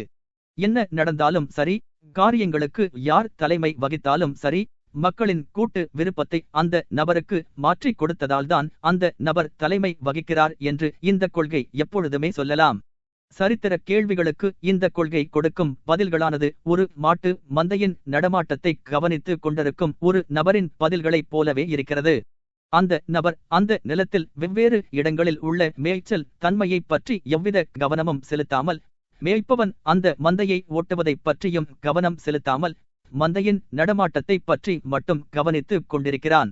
இந்த மந்தையில் தலைமையில் நிற்கும் மாடுதான் அந்த மந்தையை நடத்திச் செல்லுவதாக அவன் கூறுகிறான். முன்னால் நிற்கும் மாடு நடத்திச் செல்லுவதால்தான் அந்த வழியில் மந்தை போய்க் கொண்டிருக்கிறது. மற்ற மாடுகளின் கூட்டு விருப்பத்தை அந்த தலைமை வகிக்கும் மாட்டுக்கு கொடுக்கப்பட்டிருக்கிறது. முதலாவது கோஷ்டியைச் சேர்ந்த சரித்திரக்காரர்கள் சொல்வது இம்மாதிரிதான் இருக்கிறது. அதாவது நிபந்தனையில்லாமல் மக்களின் விருப்பத்தை மாற்றிக் கொடுப்பதாக நினைக்கிறவார்கள். மந்தைக்கு முன்னால் போகிற நடத்திச் செல்லும் மாடுகள் மாறும்படி நேரிட்டால் மற்ற மாடுகளின் கூட்டு விருப்பத்தை ஒரு தலைமை மாட்டிடமிருந்து மற்றொரு மாட்டுக்கு மாற்றிக் கொடுப்பதால்தான் அது நேரிடுகிறது. பூரா மந்தையும் எந்த திசையில் போக வேண்டும் என்று நினைத்து போகிறதோ அச்சமயம் அதற்கு தலைமையில் நிற்கும் மாட்டுக்கு அந்த கூட்டு விருப்பம் மாற்றப்படுகிறது. வெளிப்படையாக தெரிந்த சில நிபந்தனைகளின் மீதுதான் மக்களின் கூட்டு விருப்பம் மன்னர்களுக்கு மாற்றிக் கொடுக்கப்படுவதாக சொல்லும் சரித்திரக்காரர்களின் பேச்சு இம்மாதிரி இருக்கிறது. இம்மாதிரி வழியில் கவனிப்பவர்களுக்கு அடிக்கடி ஒன்று நேரிடுகிறது. மக்களின் போக்கு மாறுபடும் போது மக்களுக்கு முன்பாக நிற்காமல் பக்கவாட்டிலோ அல்லது பின்பாகத்திலோ நிற்கிறவர்களை தலைவர்கள் என்று கருதும்படி அவர்களுக்கு தோன்றுகிறது. மாடுகளுக்கு முன்பாக தலைமையில் நிற்கும் மாடுகள் அடிக்கடி மாறிக்கொண்டே இருக்குமானால், அந்த மந்தையின் போக்கு அடிக்கடி மாறிக்கொண்டிருக்குமானால், இவையெல்லாம் ஒரு காரணத்தினால்தான் ஏற்படுகின்றன. ஒரு குறிப்பிட்ட வழியில் போவதற்காக அந்த மாடுகள் நமது கவனத்தை கவர்ந்த முன்னால் நிற்கும் மாடுகளுக்கு தங்களுடைய விருப்பத்தை மாற்றிக் கொடுத்துக் கொண்டிருக்கின்றன. அந்த மந்தையில் நடமாட்டத்தை பற்றி நாம் அறிந்து கொள்ள வேண்டுமானால், அந்த மந்தையைச் சுற்றியுள்ள எல்லா திசைகளிலும் இருக்கும் முக்கியமான மாடுகளின் நடமாட்டங்களை நாம் கவனிக்க வேண்டும். மன்னர்களில் இருந்து பத்திரிகைக்காரர்கள் வரையில் எல்லா சரித்திர பிரபலஸ்தர்களும் அவர்களுடைய யுகத்தை பிரதிபலிப்பதாக கூறும் மூன்றாவது கோஷ்டியைச் சேர்ந்த சரித்திரக்காரர்கள் சொல்லுவது இம்மாதிரி இருக்கிறது. மக்களின் விருப்பத்தை சரித்திர பிரபலஸ்தர்களுக்கு மாற்றிக் கொடுப்பதாக சொல்லும் இந்த கொள்கை ஒரு வெறும் விரிவுரையாகும். அதாவது அந்த கேள்வியை வேறு பல வார்த்தைகளில் கூறுவதாகும். சரித்திர சம்பவங்களை எது உண்டு பண்ணுகிறது? சக்தி. சக்தி என்றால் என்ன? மக்களின் கூட்டு விருப்பத்தை ஒரு மனிதருக்கு மாற்றிக் கொடுப்பதுதான் சக்தி. மக்களின் விருப்பத்தை எந்த நிலைமையில் ஒரு மனிதருக்கு மாற்றிக் கொடுக்கிறார்கள்? பூரா மக்களுடைய விருப்பத்தையும் அந்த ஒரு நபர் பிரதிபலிக்க வேண்டும் என்ற நிபந்தனையின் பேரிலேயே மாற்றிக் கொடுக்கிறார்கள். அதாவது சக்தி என்பது சக்தியே. வேறு வார்த்தைகளில் சொல்ல வேண்டுமானால், சக்தி என்ற வார்த்தையின் அர்த்தத்தை நம்மால் அறிய முடியவில்லை என்றுதான் சொல்ல வேண்டும். மனித அறிவு உலகம் என்பது மானசீகமான வாதத்திற்குள் அடங்கியது என்றால், நீதி சாஸ்திர முறைப்படி சக்தி என்ற வார்த்தைக்கு கொடுக்கப்பட்ட வியாக்கியானங்களை பற்றி நாம் குணதோஷம் கூறிய பின்பு அதை பற்றி மனிதகுலம் ஒரு முடிவுக்குத்தான் வர முடியும். அதாவது சக்தி என்பது வெறும் வார்த்தையே ஒழிய உண்மையில் இருக்கவில்லை என்ற முடிவுக்குத்தான் வர முடியும். மானசீக வாதங்களைத் தவிர மனிதனுக்கு அற்புதங்களை பற்றிய அறிவோடு அனுபவம் என்பது ஒன்று இருக்கிறது. அதைக் கொண்டு தனது சிந்தனைகளை அவன் சோதித்துக் கொள்ளுகிறான். அந்த அனுபவம் என்பது நமக்கு ஒன்றை கூறுகிறது. அதாவது சக்தி என்பது வெறும் வார்த்தையல்ல, ஆனால் உண்மையில் நிலைத்திருக்கும் ஒரு அற்புதமாகும். சக்தி என்ற ஒரு உருவகம் இல்லாமல் மக்களின் கூட்டு நடவடிக்கையை பற்றி என்னதான் கூறினாலும் பிரயோஜனம் இல்லை என்பது ஒரு பக்கம் இருக்கட்டும். அந்த சக்தி என்பது ஒன்று உண்டு என்பதை பழங்கால சரித்திரமும் தற்கால சம்பவங்களும் நிரூபித்து வருகின்றன. ஒரு சம்பவம் நடைபெறும் போது ஒரு மனிதரோ அல்லது பல மனிதர்களோ தோன்றுகிறார்கள். அவர்களுடைய விருப்பத்தினால்தான் அந்த சம்பவம் நடைபெறுவதாக காணப்படுகிறது. மூன்றாவது நெப்போலியன் ஒரு உத்தரவை பிறப்பிக்கிறார். உடனே பிரெஞ்சுக்காரர்கள் மெக்சிகோவுக்கு போகிறார்கள். பிரிட்டிய மன்னரும் பிஸ்மார்க்கும் உத்தரவுகள் பிறப்பிக்கிறார்கள். உடனே ஒரு இராணுவம் போகிமியாவுக்குள் நுழைகிறது. முதலாவது நெப்போலியன் ஒரு உத்தரவை பிறப்பித்ததும் ருஷ்யாவுக்குள் ஒரு இராணுவம் நுழைகிறது. முதலாவது அலெக்சாண்டர் ஒரு உத்தரவை கொடுத்ததும் பிரெஞ்சுக்காரர்கள் பூர்பான்களுக்கு அடங்கி கிடக்கிறார்கள். எம்மாதிரியான சம்பவம் நடைபெற்றாலும் அது எப்பொழுதுமே உத்தரவுகளை பிறப்பித்த ஒரு மனிதருடையவோ அல்லது பல மனிதர்களுடையவோ விருப்பத்தோடு சம்பந்தமுள்ளதாய் இருக்கிறது என்பதை அனுபவம் நமக்கு காட்டுகிறது. மனிதகுல விவகாரங்களில் தெய்வம் தலையிடுவதாக பழங்கால நம்பிக்கை இருந்து வந்தது. அதை அனுசரித்து அதிகாரம் பெற்றுள்ள ஒருவருடைய விருப்பத்தின் பிரதிபலிப்பில் சம்பவங்களுக்கான காரணத்தை காண்பதற்கு சரித்திரக்காரர்கள் விரும்பினார்கள். ஆனால் அந்த யூகம் காரணத்தினாலோ அனுபவத்தினாலோ உறுதி செய்யப்படவில்லை. ஒரு பக்கத்தில் தனிப்பட்ட ஒருவரின் விருப்பத்தினுடைய பிரதிபலிப்பானது அவருடைய வார்த்தைகள் ஒரு சம்பவத்தில் ஒரு போரிலோ அல்லது ஒரு புரட்சியிலோ நடக்கும் பொதுவான நடவடிக்கையில் ஒரு பாகம்தான் என்பதை நமது சிந்தனை காட்டுகிறது. ஆகவே நமது புத்திக்கு எட்டாத மனித சக்தியை மீறிய ஒரு அற்புதத்தை நாம் ஒப்புக்கொண்டாலொழிய அந்த மனிதருடைய அந்த வார்த்தைகள் கோடிக்கணக்கான மக்களின் போக்குக்கு காரணமாய் இருக்க முடியும் என்று ஒருவரும் ஒப்புக்கொள்ள முடியாது. மற்றொரு பக்கத்தில் அந்த வார்த்தைகள்தான் அந்த சம்பவங்களுக்கு காரணமாய் இருந்தன என்பதை நாம் ஒப்புக்கொண்டாலும் கூட சரித்திர பிரபலஸ்தர்களின் வார்த்தைகள் பல சந்தர்ப்பங்களில் எந்த விதமான பலனையும் உண்டு பண்ண முடியவில்லை என்பதை சரித்திரம் காட்டுகிறது. அதாவது அந்த சரித்திர பிரசித்தி பெற்றவர்களின் ஆக்ஞைகள் பல தடவைகளில் நிறைவேற்றப்படுவதில்லை. சில சமயங்களில் அவர்களுடைய ஆக்ஞைகளுக்கு நேர்விரோதமாக காரியங்கள் நடக்கின்றன. மனிதகுல விவகாரங்களில் தெய்வம் தலையிட்டு நடத்தி வைக்கிறது என்பதை நாம் ஒப்புக்கொள்ளாத வரையில் சம்பவங்களுக்கு காரணங்கள் சக்திதான் என்பதை நாம் சொல்ல முடியாது. அனுபவத்தில் இருந்து பார்ப்போமானால் ஒருவர் வெளியிடும் விருப்பத்திற்கும் மற்றவர்கள் அதை நிறைவேற்றி வைப்பதற்கும் இடையில் உள்ள உறவுதான் சக்தி. அந்த உறவை நாம் விளக்குவதற்கு முன்பாக அந்த விருப்பத்தை பிரதிபலிக்கும் ஒரு உருவகத்தை நாம் ஸ்தாபிக்க வேண்டும். அந்த விருப்பத்தை மனிதனின் விருப்பமாக காட்ட வேண்டுமே ஒழிய தெய்வத்தின் விருப்பமாக காட்டக்கூடாது. புராதன சரித்திரம் சொல்லுகிறபடி தெய்வம் ஒரு உத்தரவை பிறப்பிக்குமானால், தனது விருப்பத்தை அதன் மூலம் பிரதிபலிக்குமானால், அந்த விருப்பத்தின் பிரதிபலிப்பு காலத்திற்கு புறம்பானதாய் இருக்கும். இதனாலும் தோன்றியதாய் அது இருக்காது. ஏனெனில் ஒரு சம்பவம் தெய்வத்தை அடக்கியாள முடியாது. ஆனால் மனிதர்களின் விருப்பத்தை பிரதிபலிப்பதான உத்தரவுகளை பற்றி நாம் பேசுவோமானால், அவையெல்லாம் காலத்திற்கு உட்பட்டதாகவும் ஒன்றுக்கொன்று தொடர்புள்ளதாகவுமே இருக்கின்றன.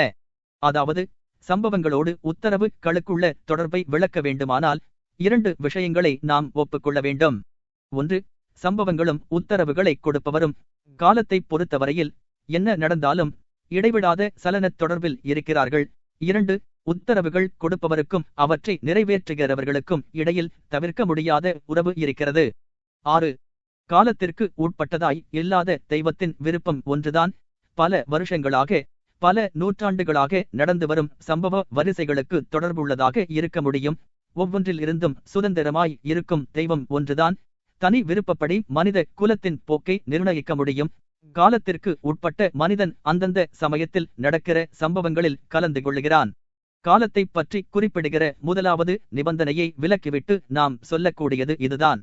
அதாவது முன்னதாக ஒரு உத்தரவு இல்லாமல் பின்னதாக ஒரு உத்தரவை நிறைவேற்றி வைக்க முடியாது.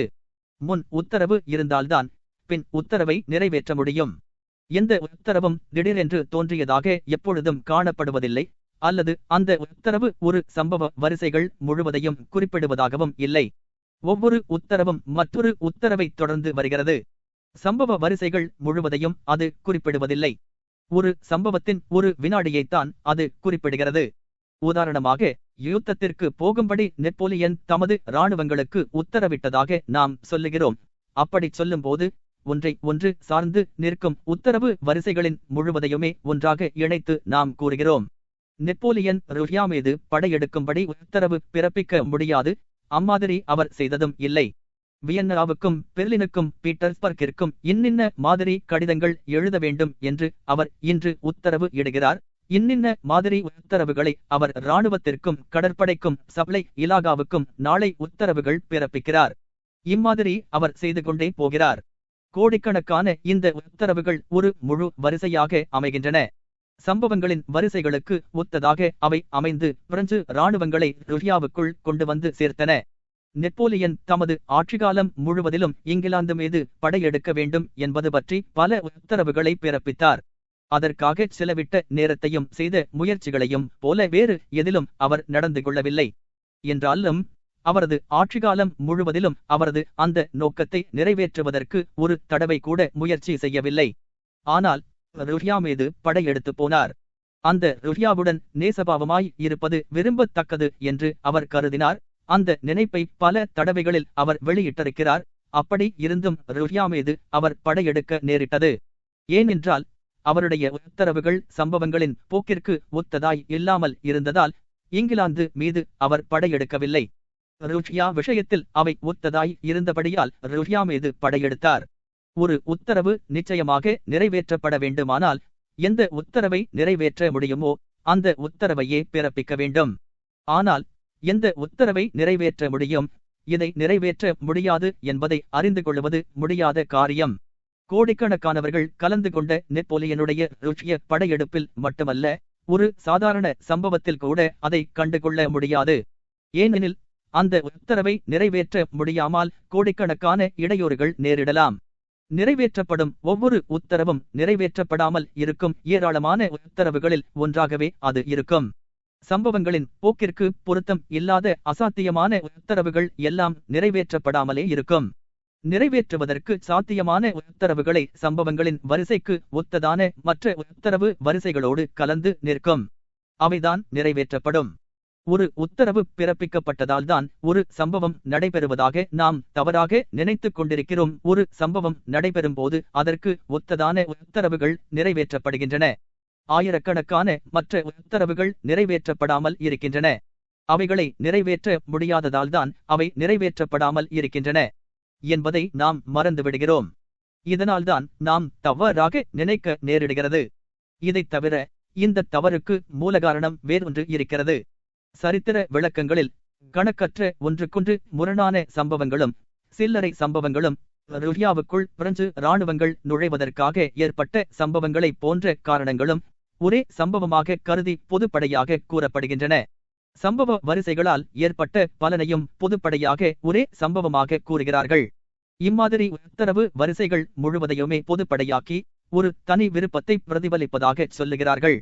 ருஷ்யா மீது படையெடுக்க வேண்டும் என்று நெப்போலியன் விரும்பியதாகவும் அம்மாதிரியே அவர் படையெடுத்ததாகவும் நாம் சொல்லிக் கொள்ளுகிறோம். ஆனால் உண்மையில் நெப்போலியனுடைய நடவடிக்கைகள் எதிலும் அம்மாதிரியான ஆசையை நாம் எப்பொழுதும் காண முடிவதில்லை. ஆனால் அவருடைய விருப்பங்களும் அல்லது உத்தரவுகளும் பற்பல விதமாக நிச்சயமற்றதாக காணப்படுகின்றன. நிறைவேற்றப்படாத நெப்போலியனுடைய உத்தரவு வரிசைகள் எவ்வளவோ இருக்கின்றன. அவற்றில் ஒரு வரிசைதான் 1812 வருஷத்திய படையெடுப்பு நிறைவேற்றியது. நிறைவேற்றப்படாத உத்தரவுகளுக்கும் இந்த உத்தரவுகளுக்கு எந்தவிதத்திலும் வித்தியாசம் இருக்கிறது என்பது அல்ல. ஆனால் அவை சம்பவங்களின் போக்குக்கு ஒத்ததாய் இருந்தபடியால் பிரெஞ்சு இராணுவத்தை ருஷ்யாவுக்குள் போகும்படி செய்தன. ஒரு ஸ்டென்சில் மூலமாக உருவத்தை தீட்டும்போது ஒரு குறிப்பிட்ட பக்கத்தின் வழியாக மையை தீட்டியதால்தான் அந்த உருவம் ஏற்பட்டது என்று சொல்ல முடியாது. ஸ்டென்சில் உள்ள உருவத்தின் மீது எல்லா பக்கங்களிலுமே மையை பூசுவதன் மூலமாகத்தான் அந்த உருவம் உண்டாகிறது. ஆகவே சம்பவங்களுக்கும் உத்தரவுகளுக்கும் இடையில் உள்ள கால உறவை நாம் கவனிக்கும் போது உத்தரவு என்பது எப்பொழுதுமே ஒரு சம்பவத்திற்கு காரணமாக இருக்க முடியாது என்பதை காண்கிறோம். ஆனால் இரண்டிற்கும் இடையில் ஒரு குறிப்பிட்ட நிச்சயமான சார்பு இருக்கிறது. இந்த சார்பு என்பது என்ன என்பதை நாம் அறிய வேண்டுமானால் நாம் முன்னால் 5-வது அத்தியாயத்தில் சொல்லிய இரண்டாவது விஷயத்தை இங்கே திருப்பிச் சொல்ல வேண்டியது அவசியமாயிருக்கிறது. அதாவது ஒவ்வொரு உத்தரவும் தெய்வத்திடமிருந்து வருவதில்லை, மனிதனிடமிருந்தே வருகிறது. அதாவது உத்தரவு கொடுக்கிற அந்த மனிதனும் சம்பவத்தில் கலந்து கொள்ளுகிறான். உத்தரவு கொடுப்பவனுக்கும் உத்தரவு கொடுக்கப்படுகிறவர்களுக்கும் மத்தியில் உள்ள உறவுதான் சக்தி என்று சொல்லப்படுகிறது. இந்த உறவு பின்கண்ட விதமாக அமைகிறது. மக்கள் ஒரு காரியத்தை செய்வதற்கு சில இணைப்புகளில் கலந்து கொள்ளுகிறார்கள். அந்த காரியத்தின் நோக்கங்களில் அபிப்பிராய பேதம் இருந்த போதிலும் அந்த காரியத்தில் சம்பந்தப்படுகிறவர்களுக்குள் இருக்கிற உறவானது ஒரே மாதிரியாக இருக்கிறது. இந்த இணைப்புகளில் சேர்ந்து நிற்கும் மனிதர்கள் அதே மாதிரியான உறவை ஒருவருக்கொருவர் மேற்கொள்ளுகிறார்கள். எண்ணிக்கை அதிகமாகும் போது நேரடியாக அவர்கள் கலந்து கொள்ளும் பங்கு அதிகமாகவும், எண்ணிக்கை குறையும் போது அது குறைவாகவும் அவர்கள் இணைந்துள்ள கூட்டு நடவடிக்கையில் காணப்படும். கூட்டு நடவடிக்கைகளுக்காக மனிதர்கள் ஒன்று சேரும் இணைப்புகளில் ஒரு தெளிவான எடுத்துக்காட்டான உதாரணமாக இருப்பது இராணுவமேயாகும். ஒவ்வொரு இராணுவத்திலும் கீழ்த்தர சேவையில் இருப்பவர்களே அதிக எண்ணிக்கை உடையவர்களாய் இருப்பார்கள். அவர்களை விட எண்ணிக்கையில் குறைந்தவர்களாக கீழ்த்தர சிப்பந்திகள் இருப்பார்கள். அவர்களையும் விட குறைவாக உயர்தர அதிகாரிகள் இருப்பார்கள். இதே மாதிரியாக உயர்ந்து கடைசியில் ஒரு மனிதரிடம் அந்த இராணுவத்தின் சேனாதிபத்தியம் வந்து நிற்கும். இராணுவ ஸ்தாபனத்தை ஒரு ஸ்தூபிக்கு இணையாக ஒப்பிடுவது முற்றிலும் சரியானது. அந்த ஸ்தூபியின் அடித்தளம் பெரிதாய் இருக்கும். அதே மாதிரிதான் இராணுவத்தில் அடிப்படையில் உள்ள சாதாரண சிப்பாய்கள் பெரும் அளவில் காணப்படுகிறார்கள். அந்த ஸ்தூபி மேலே உயர உயர சிறிதாகிக் கொண்டே போகும். அதே மாதிரி அதிகாரிகளும் பதவியில் உயர உயர எண்ணிக்கையில் குறைந்திருப்பார்கள். அந்த ஸ்தூபியின் உச்சி கூர்மையாய் இருக்கும். அந்த இடத்தில்தான் சேனாதிபதி என்பவர் ஒருவராய் இருப்பார். ஸ்தூபியின் அடிப்படையாக இராணுவத்தைச் சேர்ந்த சிப்பாய்கள் பெரும் அளவில் இருக்கிறார்கள். அந்த சிப்பாய்தான் குத்துவது, வெட்டுவது, கொளுத்துவது ஆகிய காரியங்களைச் செய்கிறான். இவைகளைச் செய்வதற்கு தனக்கு மேலுள்ளவர்களிடமிருந்து உத்தரவுகளை பெறுகிறான். அவன் தானாக எந்த உத்தரவையும் பிறப்பிப்பதில்லை. கீழ்த்தர சிப்பந்திகள் அம்மாதிரி செய்கைகளை சிப்பாய்களை விட குறைவாகவே செய்வார்கள். அவர்கள் உத்தரவுகள் கொடுத்து கொண்டிருப்பார்கள். மேல் அதிகாரி அம்மாதிரி செய்கைகளை தாமே செய்வது இன்னும் குறைவாய்த்தான் இருக்கும். ஆனால் அடிக்கடி உத்தரவுகளை மட்டும் கொடுத்து கொண்டிருப்பார்கள். ஆனால் ஒரு ஜெனரல் என்பவர் துருப்புகளை நடத்தி துருப்புகள் செய்ய வேண்டிய வேலைகளை சுட்டிக்காட்டுவார். அவர் தாமாக ஆயுதத்தை உபயோகிப்பது என்பது இருக்கவே இருக்காது. ஒரு சேனாதிபதி என்பவர் நடவடிக்கைகளில் நேரடியாக கலந்து கொள்ளுவதே இல்லை. துருப்புகளின் நடமாட்டங்களை பற்றி பொதுவான உத்தரவுகளை கொடுத்து கொண்டிருப்பார். விவசாயத்திலோ வர்த்தகத்திலோ வேறு நிர்வாகங்களிலோ கூடி வேலை செய்யும் மக்களின் இணைப்புகளில் உள்ளவர்களில் ஒருவருக்கொருவர் இம்மாதிரியான உறவு கொண்டிருப்பதை காணலாம். ஆகவே இராணுவத்திலோ வேறு ஸ்தாபனங்களிலோ இருப்பவர்களை நாம் பார்த்தால் கீழிருப்பவர்களில் இருந்து மேலே இருப்பவர்கள் வரையில் கூட்டாக காரியம் செய்வதற்கு ஒரு விதி இருந்து வருவதை நாம் காணலாம். அதாவது நேரடியாக எவ்வளவு அதிகமாக பங்கு கொள்ளுகிறார்களோ அவ்வளவு குறைவாக அவர்கள் உத்தரவு கொடுப்பதும் எண்ணிக்கையில் அவர்கள் அதிகமாய் இருப்பதும் நாம் காணக்கூட விஷயம். நேரடி நடவடிக்கைகளில் எவ்வளவு குறைவாக பங்கு கொள்ளுகிறார்களோ அவ்வளவு அதிகமாக அவர்கள் உத்தரவுகள் பிறப்பிப்பதையும் எண்ணிக்கையில் அவர்கள் குறைவாய் இருப்பதையும் நாம் காண முடியும். இம்மாதிரியாக கீழே இருந்து மேலே உச்சியில் உள்ள மனிதர் வரையில் காரியங்களை செய்து வருகிறார்கள். உச்சியில் இருப்பவர் அந்த காரியத்தில் நேரடியாக பங்கு பெறுவது குறைந்தபட்சமாய் இருக்கும். அவருடைய நடவடிக்கை முழுவதையுமே உத்தரவுகள் பிறப்பிப்பதிலேயே செய்து வருவார். உத்தரவுகள் பிறப்பிப்பவர்களுக்கும் உத்தரவுகள் பிறப்பிக்கப்படுகிறவர்களுக்கும் இடையில் உள்ள இந்த உறவுதான் நாம் சக்தி என்று அழைக்கப்படுவதின் உயிராய் இருக்கிறது. எல்லா சம்பவங்களும் நடைபெறுகிற காலத்தின் நிலைமையை நாம் ஸ்தாபித்த பின்பு நாம் ஒன்றை காணுகிறோம். அதாவது சம்பவங்களின் உரிமைகளுக்கு ஒத்ததாக உறவு கொண்டு இருக்கும்போதுதான் ஒரு உத்தரவு நிறைவேற்றப்படுகிறது. உத்தரவு கொடுப்பவருக்கும் அதை நிறைவேற்றுகிறவர்களுக்கும் இடையில் உள்ள அவசியமான உறவை நாம் ஸ்தாபித்த பின்பு நாம் ஒன்றை காணுகிறோம். அதாவது அந்த விஷயத்தின் தன்மையானது உத்தரவு கொடுக்கிறவர்கள் அந்த சம்பவத்தில் குறைவாகவே கலந்து கொள்ளும்படி நேரிடுகிறது. அவர்களுடைய நடவடிக்கைகள் எல்லாம் உத்தரவுகள் பிறப்பிப்பதிலேயே செலுத்தப்படுகின்றன. 7. ஒரு சம்பவம் நடக்கும்போது அதை பற்றி மக்கள் தங்கள் அபிப்பிராயங்களையும் விருப்பங்களையும் தெரிவிக்கிறார்கள். பலர் சேர்ந்து செய்யும் கூட்டு நடவடிக்கையாக அந்த சம்பவம் ஏறக்குறைய நிறைவேறலாம். சொல்லிய அபிப்பிராயங்களில் ஒன்று நிறைவேற்றப்படும் போது அந்த சம்பவத்திற்கு முந்தியதான உத்தரவாக அதை நிறைவேற்றப்படும் கருத்து கருதப்படுகிறது. ஒரு மரக்கட்டையை பலர் இழுத்துக்கொண்டு போகிறார்கள். அதை எப்படி எங்கே இழுத்துக்கொண்டு போக வேண்டுமென்று ஒவ்வொருவரும் தங்கள் கருத்தை சொல்லுகிறார்கள். அந்த கட்டையை அவர்கள் அப்புறப்படுத்துகிறார்கள். ஆனால் கருத்து சொல்லியவர்களில் ஒருவருடைய யோசனைப்படி அது நடைபெறுவதாகிறது. அந்த கருத்தை சொல்லியவர் அம்மாதிரி செய்யும் உத்தரவு கொடுத்தவராகிறார். இங்கேதான் நாம் உத்தரவையும் சக்தியையும் அவற்றின் ஆரம்ப நிலையில் காண்கிறோம். தனது கைகளால் வேலை செய்கிற ஒரு மனிதன் தான் என்ன செய்கிறான் என்பதை பற்றி அவனால் நினைக்க முடியாது, அல்லது அந்த பொதுவான கூட்டு நடவடிக்கையினால் என்ன பலன் ஏற்படும் என்பதை பற்றி அவன் சிந்திக்கவும் முடியாது, அல்லது ஒரு உத்தரவு கொடுக்கவும் அவனால் முடியாது. உத்தரவுகளை அதிகமாக கொடுத்து கொண்டிருக்கிறவன் தன்னுடைய வாயினால் நடக்கும் வேலைகளை அதிகமாய் செய்து கொண்டிருப்பதால் தனது கைகளினால் அவனால் குறைவாக வேலை செய்ய முடியும் என்பது தெளிவான விஷயம். ஏராளமான மனிதர்கள் ஒரே பொதுவான லட்சியத்திற்காக வேலை செய்யும் போது அவர்களிலும் கூட உத்தரவுகள் கொடுக்கிற பிரிவினர்கள் நேரடியான வேலைகளில் குறைவாகவே கலந்து கொள்ளுவார்கள்.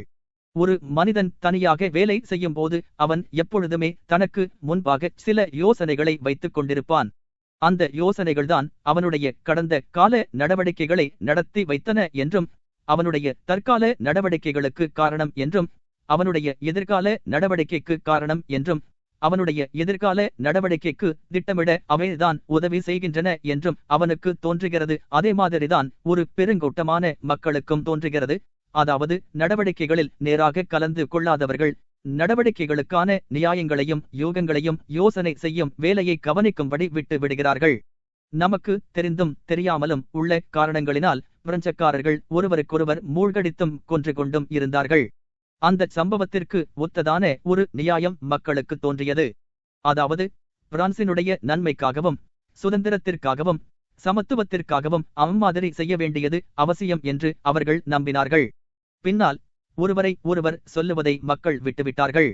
அப்பொழுதும் அதிகாரத்தை பலப்படுத்துவதற்காகவும் ஐரோப்பாவின் எதிர்ப்பை சமாளிப்பதற்காகவும் அம்மாதிரி செய்ய வேண்டியது அவசியம் என்று அவர்கள் நம்பினார்கள். மேற்கில் இருந்து மக்கள் கிளம்பி கிழக்கு நோக்கிச் சென்று தங்கள் சகோதர இனங்களை கொன்றார்கள். அம்மாதிரி செய்வதற்கு பிரான்சின் மகத்துவத்தையும் இங்கிலாந்தின் இழி குணத்தையும் எடுத்துக்காட்டி அப்படிச் செய்வது நியாயம் என்று கூறினார்கள். சம்பவங்களுக்கு கூறப்படும் இத்தகைய நியாயங்கள் கொஞ்சங்கூட பகுத்தறிவு இல்லாதவை என்பதையும் ஒன்றுக்கொன்று முரணானவை என்பதையும் சரித்திரம் நமக்கு காட்டுகிறது. உதாரணமாக, ஒருவன் தன்னுடைய உரிமைகளுக்காக மற்றொருவனை கொல்லுவது என்பதும், இங்கிலாந்தை இழிவுபடுத்துவதற்காக ருஷ்யாவில் லட்சக்கணக்கானவர்களை கொல்லுவது என்பதும் பொருத்தமற்றவை. ஆனால் இந்த நியாயங்கள் அவர்களுடைய காலத்தில் ஒரு அவசியமான முக்கியத்துவம் வாய்ந்ததாய் இருந்தது. சம்பவங்களை உண்டு பண்ணுகிறவர்களை தார்மீக பொறுப்பில் இருந்து இந்த நியாயங்கள் விடுபடும்படி செய்கின்றன. ஒரு ரயில்வே என்ஜினுக்கு முன்பாக உள்ள தண்டவாளங்கள் மீதிருக்கும் உரை பனியை அகற்றுவதற்காக என்ஜின் முன்பு கட்டப்பட்டிருக்கும் துடைப்பங்களைப் போலவே இந்த தற்காலிக கொள்கைகள் இருக்கின்றன. அதாவது மக்களின் தார்மீக பொறுப்புகளை அவை துடைத்து விடுகின்றன. ஒவ்வொரு சரித்திர சம்பவத்தையும் அலசி பார்க்கும் போது நேரக்கூடிய சர்வ சாதாரணமான கேள்விக்கு இந்த நியாயங்களைச் சொல்லாமல் வேறு பதில் சொல்ல முடியாது. லட்சக்கணக்கான பேர்கள் கூட்டாகச் சேர்ந்து வாதகங்களையும் யுத்தங்களையும் கொலை முதலியவைகளையும் எப்படிச் செய்கிறார்கள்? மன்னர்களாலும் மந்திரிகளாலும் பார்லிமெண்டுகளாலும் பத்திரிகைகளாலும் உத்தரவிடப்படாத அல்லது சொல்லப்படாத ஒரு காரியம் நடக்கும் என்று ஐரோப்பாவில் தற்கால ராஜ்ய சமூக சிக்கலான நிலைமைகளில் யாராவது யூகிக்க முடியுமா? அரசியல் ஐக்கியத்திலும் தேசாபிமானத்திலும் நாகரிகத்திலும் வல்லரசுகளில் சமநிலை அதிகாரத்திலும் நியாயம் காண முடியாத கூட்டு நடவடிக்கை ஏதாவது இருக்கிறதா? ஆகவே நடக்கிற ஒவ்வொரு சம்பவமும் யாரோ தெரிவித்த விருப்பத்திற்கு ஒத்ததாக இருந்தே ஆக வேண்டும். அம்மாதிரியாக அது ஒரு நியாயத்தை பெறுகிறது. அதன் பின்னால் தனிப்பட்ட ஒரு மனிதரோ அல்லது பல மனிதர்களோ தெரிவித்த விருப்பங்களின் பலனாக அது தோன்றியது போல சாட்சி அளிக்கிறது. ஒரு கப்பல் எப்பக்கமாக சென்றாலும் அதன் முன்பாகம் தண்ணீரை பிளக்கும் போது ஏற்படக்கூடிய அலைகள் கப்பலுக்கு முன்பாகவே தோன்றிக் கொண்டிருக்கும். கப்பலின் இருக்கிறவர்களுக்கு முன்னால் பார்க்கக்கூடிய அந்த அலைகளின் அசைவு ஒன்றுதான் கண்ணுக்கு தெரியக்கூடியதாய் முன்னேற்றமாய் இருக்கும். கப்பல் போவது தெரியாது. ஒவ்வொரு வினாடியும் அந்த அலையின் அசைவையும் கப்பலின் அசைவையும் கூர்மையாக நோக்கிய பின்புதான் அந்த கப்பல் முன்னால் போவதனால்தான் அந்த அலைகள் ஏற்படுகின்றன என்பதை நாம் அறிந்து கொள்ள முடியும். வெளிப்படையாக தெரியாமல் நாமும் அந்த கப்பலோடு முன்னேறிக் கொண்டிருப்பதால் அலைகள் மட்டுமே முன்னேறுவதாக நாம் கவனித்து வந்த தவறு புலப்படும். இதே மாதிரி சரித்திர பிரபலஸ்தர்களின் நடவடிக்கைகளையும் வினாடிக்கு வினாடி நாம் கவனித்து பார்த்தால் காண முடியும். அதாவது காலத்தோடு சேர்ந்து நடவடிக்கையும் இருக்கிறது என்பதை ஒவ்வொரு விஷயத்திலும் நாம் உணர்ந்து கவனிக்கும் போது காண முடியும். அச்சமயம் மக்களுடன் சரித்திர பிரபலஸ்தர்களுக்கு உள்ள முக்கியமான உறவை நாம் மறந்துவிடக்கூடாது. இது நடந்த போதிலும் அந்த காரியம் முன்பாகவே எதிர்பார்த்து தீர்மானிக்கப்பட்டதைப் போல எப்பொழுதும் தோன்றும். கப்பல் எங்கே போனாலும் அதன் முன்னால் உள்ள அலை அந்த கப்பலை நடத்துவதோ அல்லது கப்பலின் வேகத்தை அதிகரிப்பதோ இல்லை என்றாலும் கப்பலின் முன்பாக அது போய்க் கொண்டிருக்கிறது. தூரத்தில் இருந்து பார்க்கும்போது அந்த அலையானது அந்த கப்பலை தள்ளிக்கொண்டு போவதைப் போல நமக்கு தோன்றும்.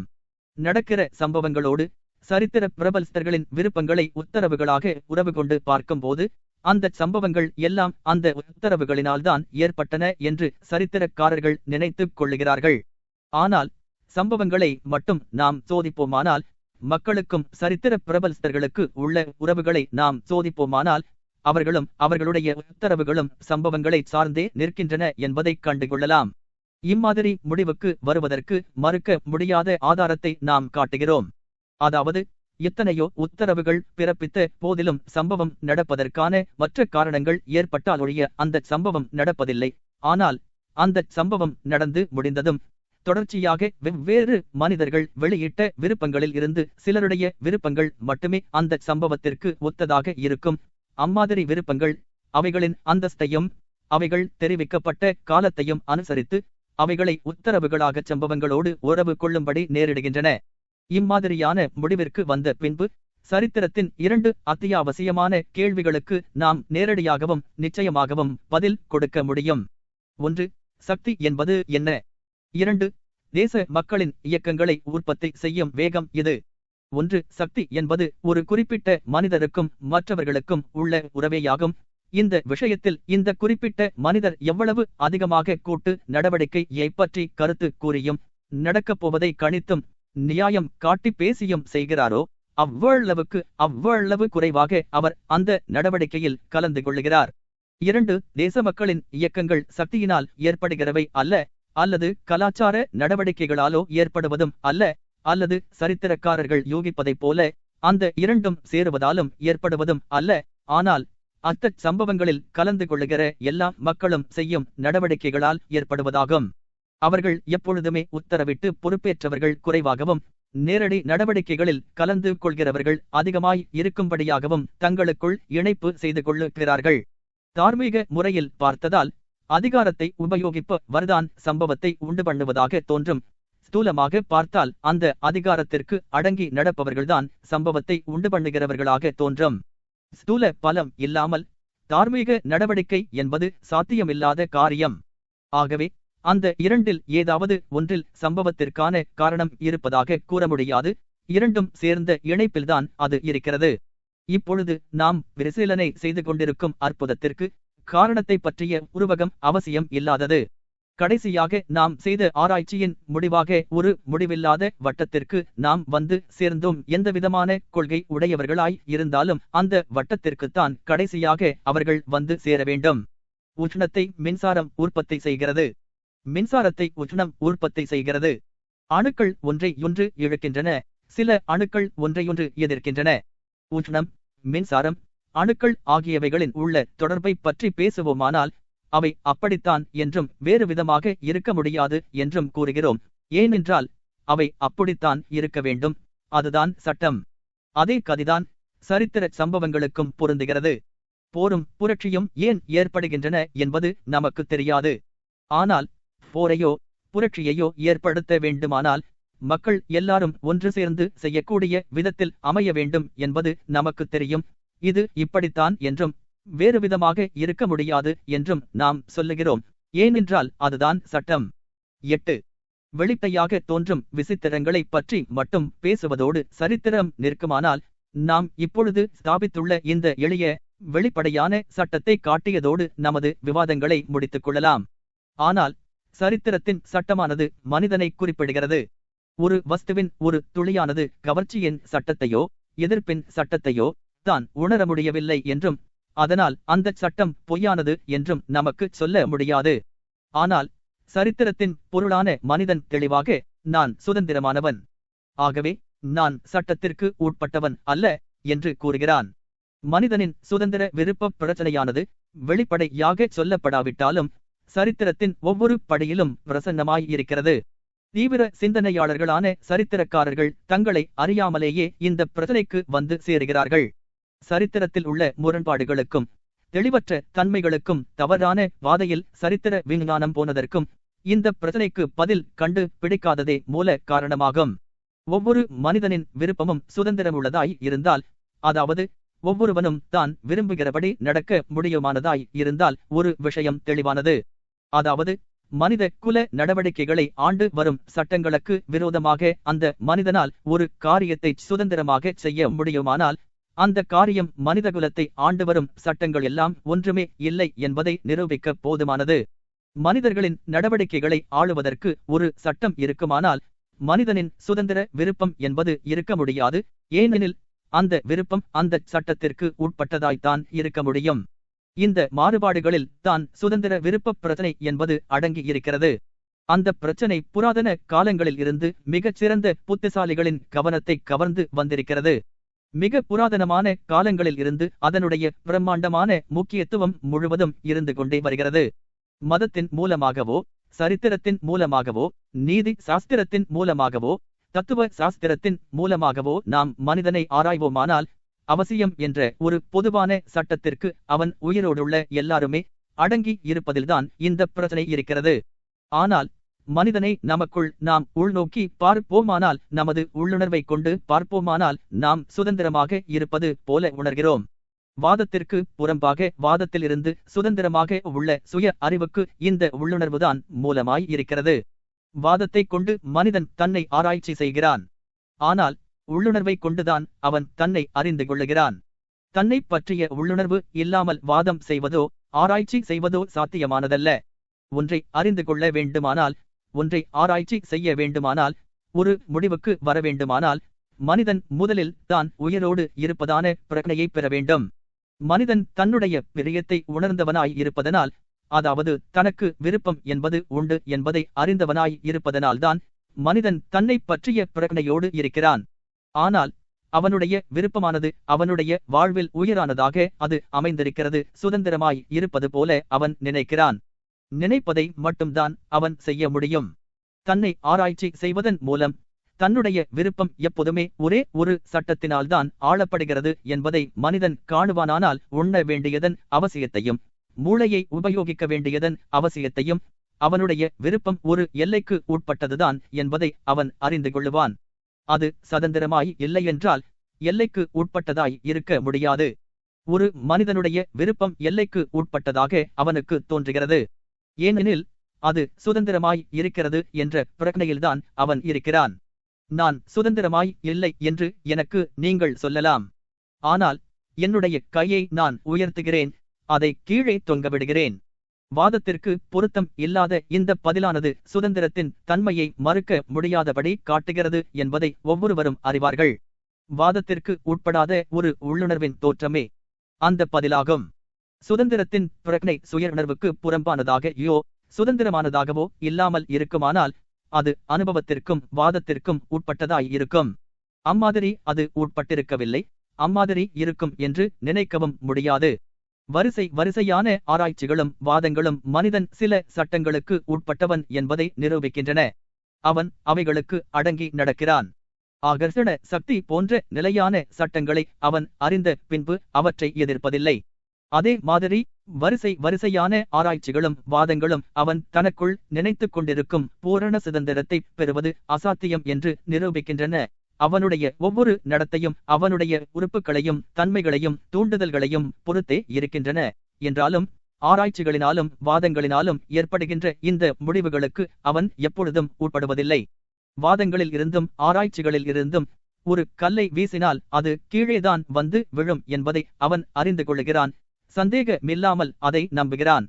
அவன் அறிந்து கொண்ட இந்த சட்டம் எல்லா காரியங்களிலும் நிறைவேற்றப்படும் என்று அவன் எதிர்பார்க்கிறான். ஆனால் இதே மாதிரி அவனுடைய விருப்பம் என்பது சட்டங்களுக்கு உட்பட்டதுதான் என்பதை அவன் நிச்சயமாக அறிந்திருந்தும் அதை அவன் நம்புவதில்லை, நம்ப முடிவதுமில்லை. ஆராய்ச்சிகளும் வாதங்களும் மனிதனுக்கு ஒரு விஷயத்தை காட்டலாம். அதாவது ஒரே நிலைமையில் ஒரே தன்மையில் முன்பு செய்ததைப் போன்ற ஒரே காரியத்தை அவன் செய்கிறான் என்றாலும் அதே நிலைமைகளில் அதே தன்மைகளில் 1000வது தடவையில் அவன் அக்காரியத்தை செய்யும் போது ஒரே விதமாகவே அக்காரியம் எப்பொழுதும் முடிவு அடையும் என்றாலும் அவன் தன்னுடைய இஷ்டப்படிதான் செய்ய முடியும் என்பதை அந்த ஆராய்ச்சிக்கு முன்பாக எப்படி நினைத்து கொண்டிருந்தானோ அதே உறுதியோடு இப்பொழுதும் நினைக்கிறான். ஒவ்வொரு மனிதனும் அவன் காட்டு மிராண்டியாய் இருந்தாலும் சரி, ஞானியாய் இருந்தாலும் சரி, அவன் ஒன்று நினைக்கிறான்: ஒரே மாதிரியான சந்தர்ப்பங்களில் 2 வித்தியாசமான நடவடிக்கைகளை செய்வது அசாத்தியம் என்பதை வாதங்களினாலும் அனுபவங்களினாலும் மறுக்க முடியாத விதத்தில் அவனுக்கு எடுத்து காட்டினாலும் அவன் ஒன்று நினைக்கிறான். அதாவது தன்னுடைய விருப்பப்படி தான் செய்ய முடியும் என்ற பகுத்தறிவுக்கு பொருத்தம் இல்லாத அந்த உருவகம் அதுதான் சுதந்திரத்தின் உயராய் இருக்கிறது. இல்லாமல் வாழ்க்கையைப் பற்றியே அவன் சிந்திக்க முடியாதென்று நினைக்கிறான். அது எவ்வளவு அசாத்தியமாய் இருந்தாலும் சுதந்திரத்தை பற்றிய இந்த உருவகம் இல்லாமல் வாழ்க்கையைப் பற்றி அறிந்து கொள்வது அவனால் முடியாது என்றும் ஒரு வினாடி கூட அவனால் உயிர் வாழ முடியாது என்றும் அவன் நினைக்கிறான். அவனால் உயிர் வாழ முடியாது, ஏனென்றால் எல்லா மனிதர்களுடைய முயற்சிகளும் வாழ்க்கையில் உள்ள எல்லா தூண்டுதல்களும் சுதந்திரத்தை அதிகரிக்க வேண்டும் என்ற முயற்சிகளேயாகும். செல்வமும் தரித்திரமும் புகழும் மங்கலும் அதிகாரமும் அடிமைத்தனமும் பலமும் பலவினமும் ஆரோக்கியமும் வியாதியும் கலாச்சாரமும் அறியாமையும் வேலையும் ஓய்வும் செழிப்பும் பட்டினியும் நன்மையும் தீமையும் எல்லாமே சுதந்திரத்தின் பெரிய அல்லது சிறிய தரங்களேயாகும். சுதந்திரமில்லாத ஒரு மனிதன் வாழ்க்கையை இழந்தவனுக்கு ஒப்பாகவே இருப்பான். சுதந்திரத்தின் உருவகமானது புத்தியற்ற மாறுபாடுகளைப் போல வாதத்திற்கு தோன்றுமானால், ஒரே சமயத்தில் 2 விதமான காரியங்களை செய்வது போல தோன்றுமானால், அல்லது காரணமில்லாமல் ஒரு காரியம் நடக்க முடியும் என்பது போல தோன்றுமானால், அது ஒரே ஒரு விஷயத்தைத்தான் நிரூபிக்கிறது. அதாவது உள்ளுணர்வு அல்லது பிரக்ஞை என்பது வாதத்திற்கு உட்பட்டதல்ல. இந்த அசைக்க முடியாத மறுக்க முடியாத சுதந்திர உள்ளுணர்வானது வாதத்தினாலோ அல்லது அனுபவத்தினாலோ ஆளப்படுவது அல்ல. எல்லா சிந்தனையாளர்களும் ஒருவருக்கு விலக்கில்லாமல் இதை ஒப்புக்கொள்ளுகிறார்கள். இந்த உள்ளுணர்வு இல்லாமல் மனிதனை உருவகப்படுத்தி பார்ப்பது முடியாத காரியம் என்றும், இந்த பிரச்சனையின் மற்றொரு பாகமாக இது அமைந்திருக்கிறது என்றும் அவர்கள் நினைக்கிறார்கள். சர்வ சக்தி வாய்ந்த எல்லா நன்மைகளும் நிகழ்ந்த எல்லாவற்றையுமே பார்க்கக்கூடிய அந்த கடவுளின் மனிதனாகும். மனிதனின் சுதந்திர உள்ளுணர்வில் இருந்து உருவகமாய் தோன்றுகிற பாவம் என்பது என்ன? இந்த கேள்வி மதத்தைச் சேர்ந்ததாகும். புள்ளி விவரங்களினால் காட்டப்படுகிற பொதுவான நிலையான சட்டங்களுக்கு மனிதனின் நடவடிக்கைகள் உட்பட்டவை. சுதந்திர உருவகத்தில் இருந்து தோன்றிய மற்றொரு உருவகமானது என்னவென்றால், சமூகத்திற்கு மனிதனின் பொறுப்பு என்ன? இந்த கேள்வி நீதி சாஸ்திரத்தைச் சேர்ந்ததாகும். மனிதனுடைய இயல்பான தன்மையிலிருந்தும் அவனுக்குள் ஏற்படும் தூண்டுதல்களில் இருந்தும் மனிதனுடைய நடவடிக்கைகள் ஏற்படுகின்றன. அப்படியானால் மனச்சாட்சி என்பது என்ன? சுதந்திரத்தின் உள்ளுணர்வில் இருந்து தோன்றுகிற நியாயம், அநியாயம் என்ன? நினைப்புகளுக்கு வியாக்கியானம் என்ன? இந்த கேள்வி தர்ம சாஸ்திரத்தைச் சேர்ந்ததாகும். மனித குலத்தின் பொதுவான வாழ்க்கையில் மனிதன் சேர்ந்திருக்கும் போது அந்த வாழ்க்கையை நிர்ணயிக்கும் சட்டங்களுக்கு உட்பட்டவனாக அவன் தோன்றுகிறான். ஆனால் அதே மனிதன் அந்த சம்பந்தம் இல்லாமல் இருக்கும்போது சுதந்திரமாய் இருப்பதாக காணப்படுகிறான். தேச மக்களுடையவும் மனித குலத்தினுடையவும் கடந்த கால வாழ்க்கையை எம்மாதிரி எடுத்துக் கொள்ள வேண்டும்? சுதந்திர மனிதனால் ஏற்பட்டதாக எடுத்துக் கொள்ளுவதா அல்லது கட்டுப்பட்ட மனிதனால் ஏற்பட்டதாக எடுத்துக் கொள்ளுவதா? இந்த கேள்வி சரித்திரத்தைச் சேர்ந்ததாகும். ஏராளமாக அச்சடித்து அறிவை பரப்பும் இந்த சுய நம்பிக்கை கொண்ட யுகத்தில்தான் சுதந்திர விருப்பம் என்ற பிரச்சனை ஒரு நிலைமைக்கு வந்திருக்கிறது. அதற்கு முடிவு காணாமல் அந்த நிலைமையிலேயே அது இருக்க முடியாது. நமது காலத்தில் முன்னேற்றம் அடைந்தவர்கள் என்று சொல்லிக் கொள்ளப்படுகிறவர்களில் பெரும்பான்மையோர் அவர்கள்தான் அந்த மூடக்கும்பல் இயற்கை சாஸ்திர வேலையை மேற்கொண்டிருக்கிறார்கள். அந்த சாஸ்திரம் இந்த பிரச்சனையின் ஒரு பாகத்தை மட்டுமே கூறுகிறது. பிரச்சனைக்கு முழுவதும் விடை பேணுவதை விட்டு அந்த ஒரு பக்க ஆராய்ச்சியை அவர்கள் செய்து கொண்டிருக்கிறார்கள். ஆத்மா என்றோ சுதந்திரம் என்றோ அவர்கள் பேசியும் எழுதியும் அச்சடித்தும் வருகிறார்கள். ஏனெனில் மனிதனுடைய வாழ்க்கை என்பது தசைகளின் அசைவுகளில் அமைந்திருக்கிறது என்றும் அந்த அசைவுகள் நரம்புகளின் வேலைகளால் ஏற்படுகின்றன என்றும், ஆகவே ஆத்மாவோ சுதந்திரமோ இருக்க முடியாதென்று அவர்கள் கூறுகிறார்கள். அதற்கு ஆதாரமாக எப்பொழுதோ ஒரு காலத்தில் நாம் குரங்குகளில் இருந்து உற்பத்தியானதாக சொல்லுகிறார்கள். இந்த விஷயத்தை ஆயிரக்கணக்கான வருஷங்களுக்கு முன்பாகவே அவசியம் என்ற இந்த சட்டத்தை எல்லா மதங்களும் எல்லா சிந்தனையாளர்களும் அங்கீகரித்தது மட்டுமல்ல, அதை மறுக்கவும் இல்லை. ஆனால் இதை கொஞ்சங்கூட அறியாமல் இந்த வாதத்தை நிரூபிப்பதற்காக மிகுந்த உற்சாகத்தோடு உடற்கூறு சாஸ்திரத்தை கொண்டும் பிராணி நூல் சாஸ்திரத்தை கொண்டும் அவர்கள் முயற்சிக்கிறார்கள். இயற்கை சாஸ்திரங்கள் இந்த விஷயத்தில் இந்த பிரச்சனையின் ஒரு பக்கத்திற்குத்தான் விளக்கம் கொடுக்க முடியும் என்பதை அவர்களால் கண்டுகொள்ள முடியவில்லை. ஆராய்ச்சியின் மூலம் பார்க்கும் போது வாதமும் விருப்பமும் மூளையிலிருந்து சுரக்கின்றன. பொதுவான சட்டத்தை அனுசரித்து ஏதோ ஒரு காலத்தில் மனிதன் மிருகங்களில் இருந்து வளர்ச்சி அடைந்திருக்கலாம். ஆனால் இவையெல்லாம் ஆயிரக்கணக்கான வருஷங்களுக்கு முன்பாகவே எல்லா மத தத்துவ கொள்கைகளால் ஒப்புக்கொள்ளப்பட்ட ஒரு உண்மையை ஸ்தாபிக்கின்றன. அதாவது, வாதத்தில் இருந்து பார்ப்போமானால் அவசியம் என்ற சட்டத்திற்கு மனிதன் அடிமையானவன் என்பதேயாகும். ஆனால் இது பிரச்சனைக்கு விடை கண்டுபிடிக்க ஒரு மயிரிழை கூட முன்னேறவில்லை. அந்த பிரச்சனைக்கு மற்றொரு பக்கமும் உண்டு. அது சுதந்திரத்தின் பிரச்சனை மீது அமையப்பட்டது. ஏதோ ஒரு காலத்தில் மனிதர்கள் குரங்குகளில் இருந்து தோன்றியதாக சொல்லுகிறார்கள். இந்த காலம் எது என்பது தெரியவில்லை. ஒரு கைப்பிடி மண்ணில் இருந்து மனிதன் உண்டு பண்ணப்பட்டான் என்று சொல்லப்படுவதைப் போலவே முதலில் சொல்லப்பட்ட விஷயமும் தெளிவாகவே இருக்கிறது. ஆனால் இந்த இரண்டாவது விஷயத்தை மனிதனின் உற்பத்தி காலம் என்று கூறுகிறார்கள். அவசியம் என்ற சட்டத்திற்கு உட்பட வேண்டிய மனிதனுடைய சுதந்திர பிரச்சனையோடு அந்த சட்டத்தை இணைக்கும் பிரச்சனை இருக்கிறது. அந்த பிரச்சனையை உடற்கூறு சாஸ்திரத்தாலும் பிராணி நூல் சாஸ்திரத்தாலும் தீர்த்து வைக்க முடியாது. ஏனெனில் தவளை, முயல், வாலில்லா குரங்கு ஆகிய உயிரினங்களில் தசை ஆட்டங்களையும் நம்பு ஆட்டங்களையுமே காண்கிறோம். ஆனால் மனிதனிடத்தில் இந்த தசை நரம்பு ஆட்டங்களோடு உள்ளுணர்வு என்ற பிரச்சனையையும் காண்கிறோம். இந்த பிரச்சனையை தீர்த்து வைக்க முடியும் என்று இயற்கைவாதிகளும் அவர்களை பின்பற்றுகிறவர்களும் நினைக்கிற நினைப்பானது ஒரு மாதா கோயிலில் சாந்து பூசுகிறவர்கள் நினைத்ததைப் போலவே இருக்கிறது. மாதா கோயிலின் சுவர்களில் ஒரு பக்கத்திற்கு சாந்து பூசும்படி கொத்தர்கள் நியமிக்கப்பட்டார்கள். அவர்களுடைய மேஸ்திரி இல்லாத சமயத்தில் அவர்களுக்கு உற்சாகம் அதிசயமாகி சுவர்களை பூசுவதோடு நில்லாமல் ஜன்னல்களையும் தெய்வச் சிலைகளையும் மரத்தாலான இடங்களையும் சாந்து கொண்டு பூசினார்கள். அம்மாதிரி பூசிவிட்டு எல்லாம் மழுப்பாகவும் ஒரே மாதிரியாகவும் இருக்கின்றன என்று சந்தோஷம் அடைந்தார்கள். 9. சுதந்திர விருப்பம் அல்லது அவசியம் என்ற பிரச்சனைக்கு முடிவு காண்பதற்கு மற்ற சாஸ்திரங்களை விட சரித்திர சாஸ்திரத்திற்கு ஒரு அனுகூலம் இருக்கிறது. சரித்திர சாஸ்திரத்தை பொறுத்தவரையில் மனிதனின் சுதந்திர விருப்பத்தை பற்றி அது பேசுவது இல்லை. அந்த விருப்பத்தினால் ஏற்பட்ட சில நிலைமைகளில் ஏற்பட்ட காரியங்களை பற்றியே அது கூறுகிறது. அனுபவ விஞ்ஞானத்திற்கும் தத்துவ விஞ்ஞானத்திற்கும் உள்ள உறவு எப்படியோ அதே உறவில்தான் மற்ற சாஸ்திரங்களோடு சரித்திர சாஸ்திரம் இருக்கிறது. சரித்திரத்திற்கு வேண்டிய விஷயம் மனிதனின் விருப்பமல்ல, அதை நாம் எப்படி எடுத்து காட்டுகிறோம் என்பதேயாகும். ஆகவே சரித்திரத்தை பொறுத்த வரையில் தீர்க்கப்படாத இரகசியமான சுதந்திர விருப்பத்திற்கும் அவசியத்திற்கும் உள்ள இணைப்பு என்ற பிரச்சனை இல்லவே இல்லை. அந்த பிரச்சனை மதத்திற்கும் நீதி சாஸ்திரத்திற்கும் தத்துவத்திற்கும் இருக்கிறது. ஏற்கனவே நடைபெற்ற அந்த இரண்டு நேர்விரோதமானவைகளுக்கும் ஏற்பட்ட இணைப்பின் மீது மனிதனுடைய வாழ்க்கையை பற்றி எடுத்துக் கூறுவதே சரித்திரத்தின் வேலையாகும்.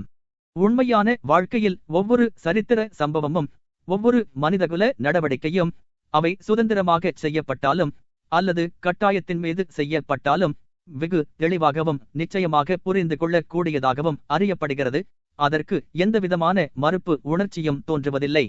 சுதந்திரமும் அவசியமும் எம்மாதிரி இணைந்தன என்ற கேள்வியையும் இந்த இரண்டு உருவகங்களுக்கும் உயிரை போன்று அமைந்திருப்பது எது என்ற கேள்வியையும் தீர்த்து வைக்க வேண்டுமானால் சரித்திரத்தின் தத்துவமானது மற்ற விஞ்ஞானங்கள் மேற்கொண்ட பாதைக்கு விரோதமான ஒரு பாதையில் போக வேண்டும், போகவும் முடியும். சுதந்திரத்தினுடையவும் அவசியத்தினுடையவும் உருவகங்களை வரையறுத்து பின்னால் வாழ்க்கையின் விசித்திரத்தை அந்த வரையறுப்புக்குள் அமைப்பதை விட்டு வேறொன்று செய்ய வேண்டும். சரித்திரத்திற்கு தெரிந்த ஏராளமான வாழ்க்கை விசித்திரங்கள் இருக்கின்றன. அந்த இரண்டு விஷயங்களையும் சார்ந்து இருக்கின்றவை ஏராளமாய் இருக்கின்றன. அவற்றைக் கொண்டு சுதந்திரத்தினுடையவும் அவசியத்தினுடையவும் உருவகங்களை சரித்திரம் வரையறுக்க வேண்டும். பல மனிதர்களோ தனிப்பட்ட ஒருவரோ செய்கிற காரியங்களை பற்றி நாம் கவனிக்கும் போது அவற்றை மனிதனின் சுதந்திர விருப்பத்தினாலும் அவசியம் என்ற சட்டத்தினாலும் ஏற்படுகிற காரியங்கள் என்று நாம் மதிக்கிறோம். மக்கள் நாடு பெயர்ந்து போவதையும் காட்டுமிராண்டிகள் நாடு புகுந்து கொள்ளையடிப்பதையும் அல்லது மூன்றாவது நெப்போலியனின் உத்தரவு களையும் அல்லது வெளியே உலாவச் சொல்லுகிற ஒருவர் அன்று அவர் நடந்து போகும் ஒரு குறிப்பிட்ட பாதையை பற்றி நாம் பேசும்போது அவற்றிற்கு எவ்விதமான மறுப்பும் இருப்பது நமக்கு தெரியாமல் பேசுகிறோம். இந்த நடவடிக்கைகளை சுதந்திரமும் அவசியமும் எவ்வளவு தூரம் நடத்தி வைக்கின்றன என்பது நமக்கு தெளிவாக காட்டுகிறது. சுதந்திரத்தின் தரத்தை பற்றிய நமது உருவகம் சம்பவத்தை பற்றி நாம் வெவ்வேறு விதமாக நினைக்கிறதை பொறுத்து மாறுபட்டதாக இருக்கும். ஆனால் ஒவ்வொரு மனிதகுல நடவடிக்கையும் சுதந்திரமும் அவசியமும் ஒரு குறிப்பிட்ட இணைப்பில் சேருவதால்தான் நடக்கிறது என்று நமக்கு தோன்றுகிறது. நாம் சோதிக்கிற ஒவ்வொரு நடவடிக்கையிலும் ஒரு குறிப்பிட்ட அளவு சுதந்திரத்தையும் ஒரு குறிப்பிட்ட அளவு அவசியத்தையும் காண்கிறோம். எப்பொழுதுமே எந்த நடவடிக்கையிலும் அதிக சுதந்திரத்தை நாம் காணும்போது அவசியம் குறைவாகவும் அதிக அவசியத்தை நாம் காணும்போது சுதந்திரம் குறைவாகவும் இருப்பதை நாம் காண்கிறோம்.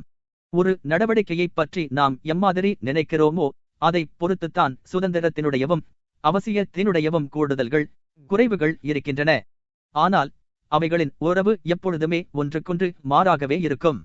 தண்ணீரில் மூழ்கிறவனை கைப்பற்றும் போது அவனையும் மூழ்கடிக்கிறான். பசியோடு உள்ள ஒரு தாய் தனது குழந்தைக்கு பால் கொடுப்பதால் மேலும் களைப்பு அடைந்து உணவை திருடுகிறாள்.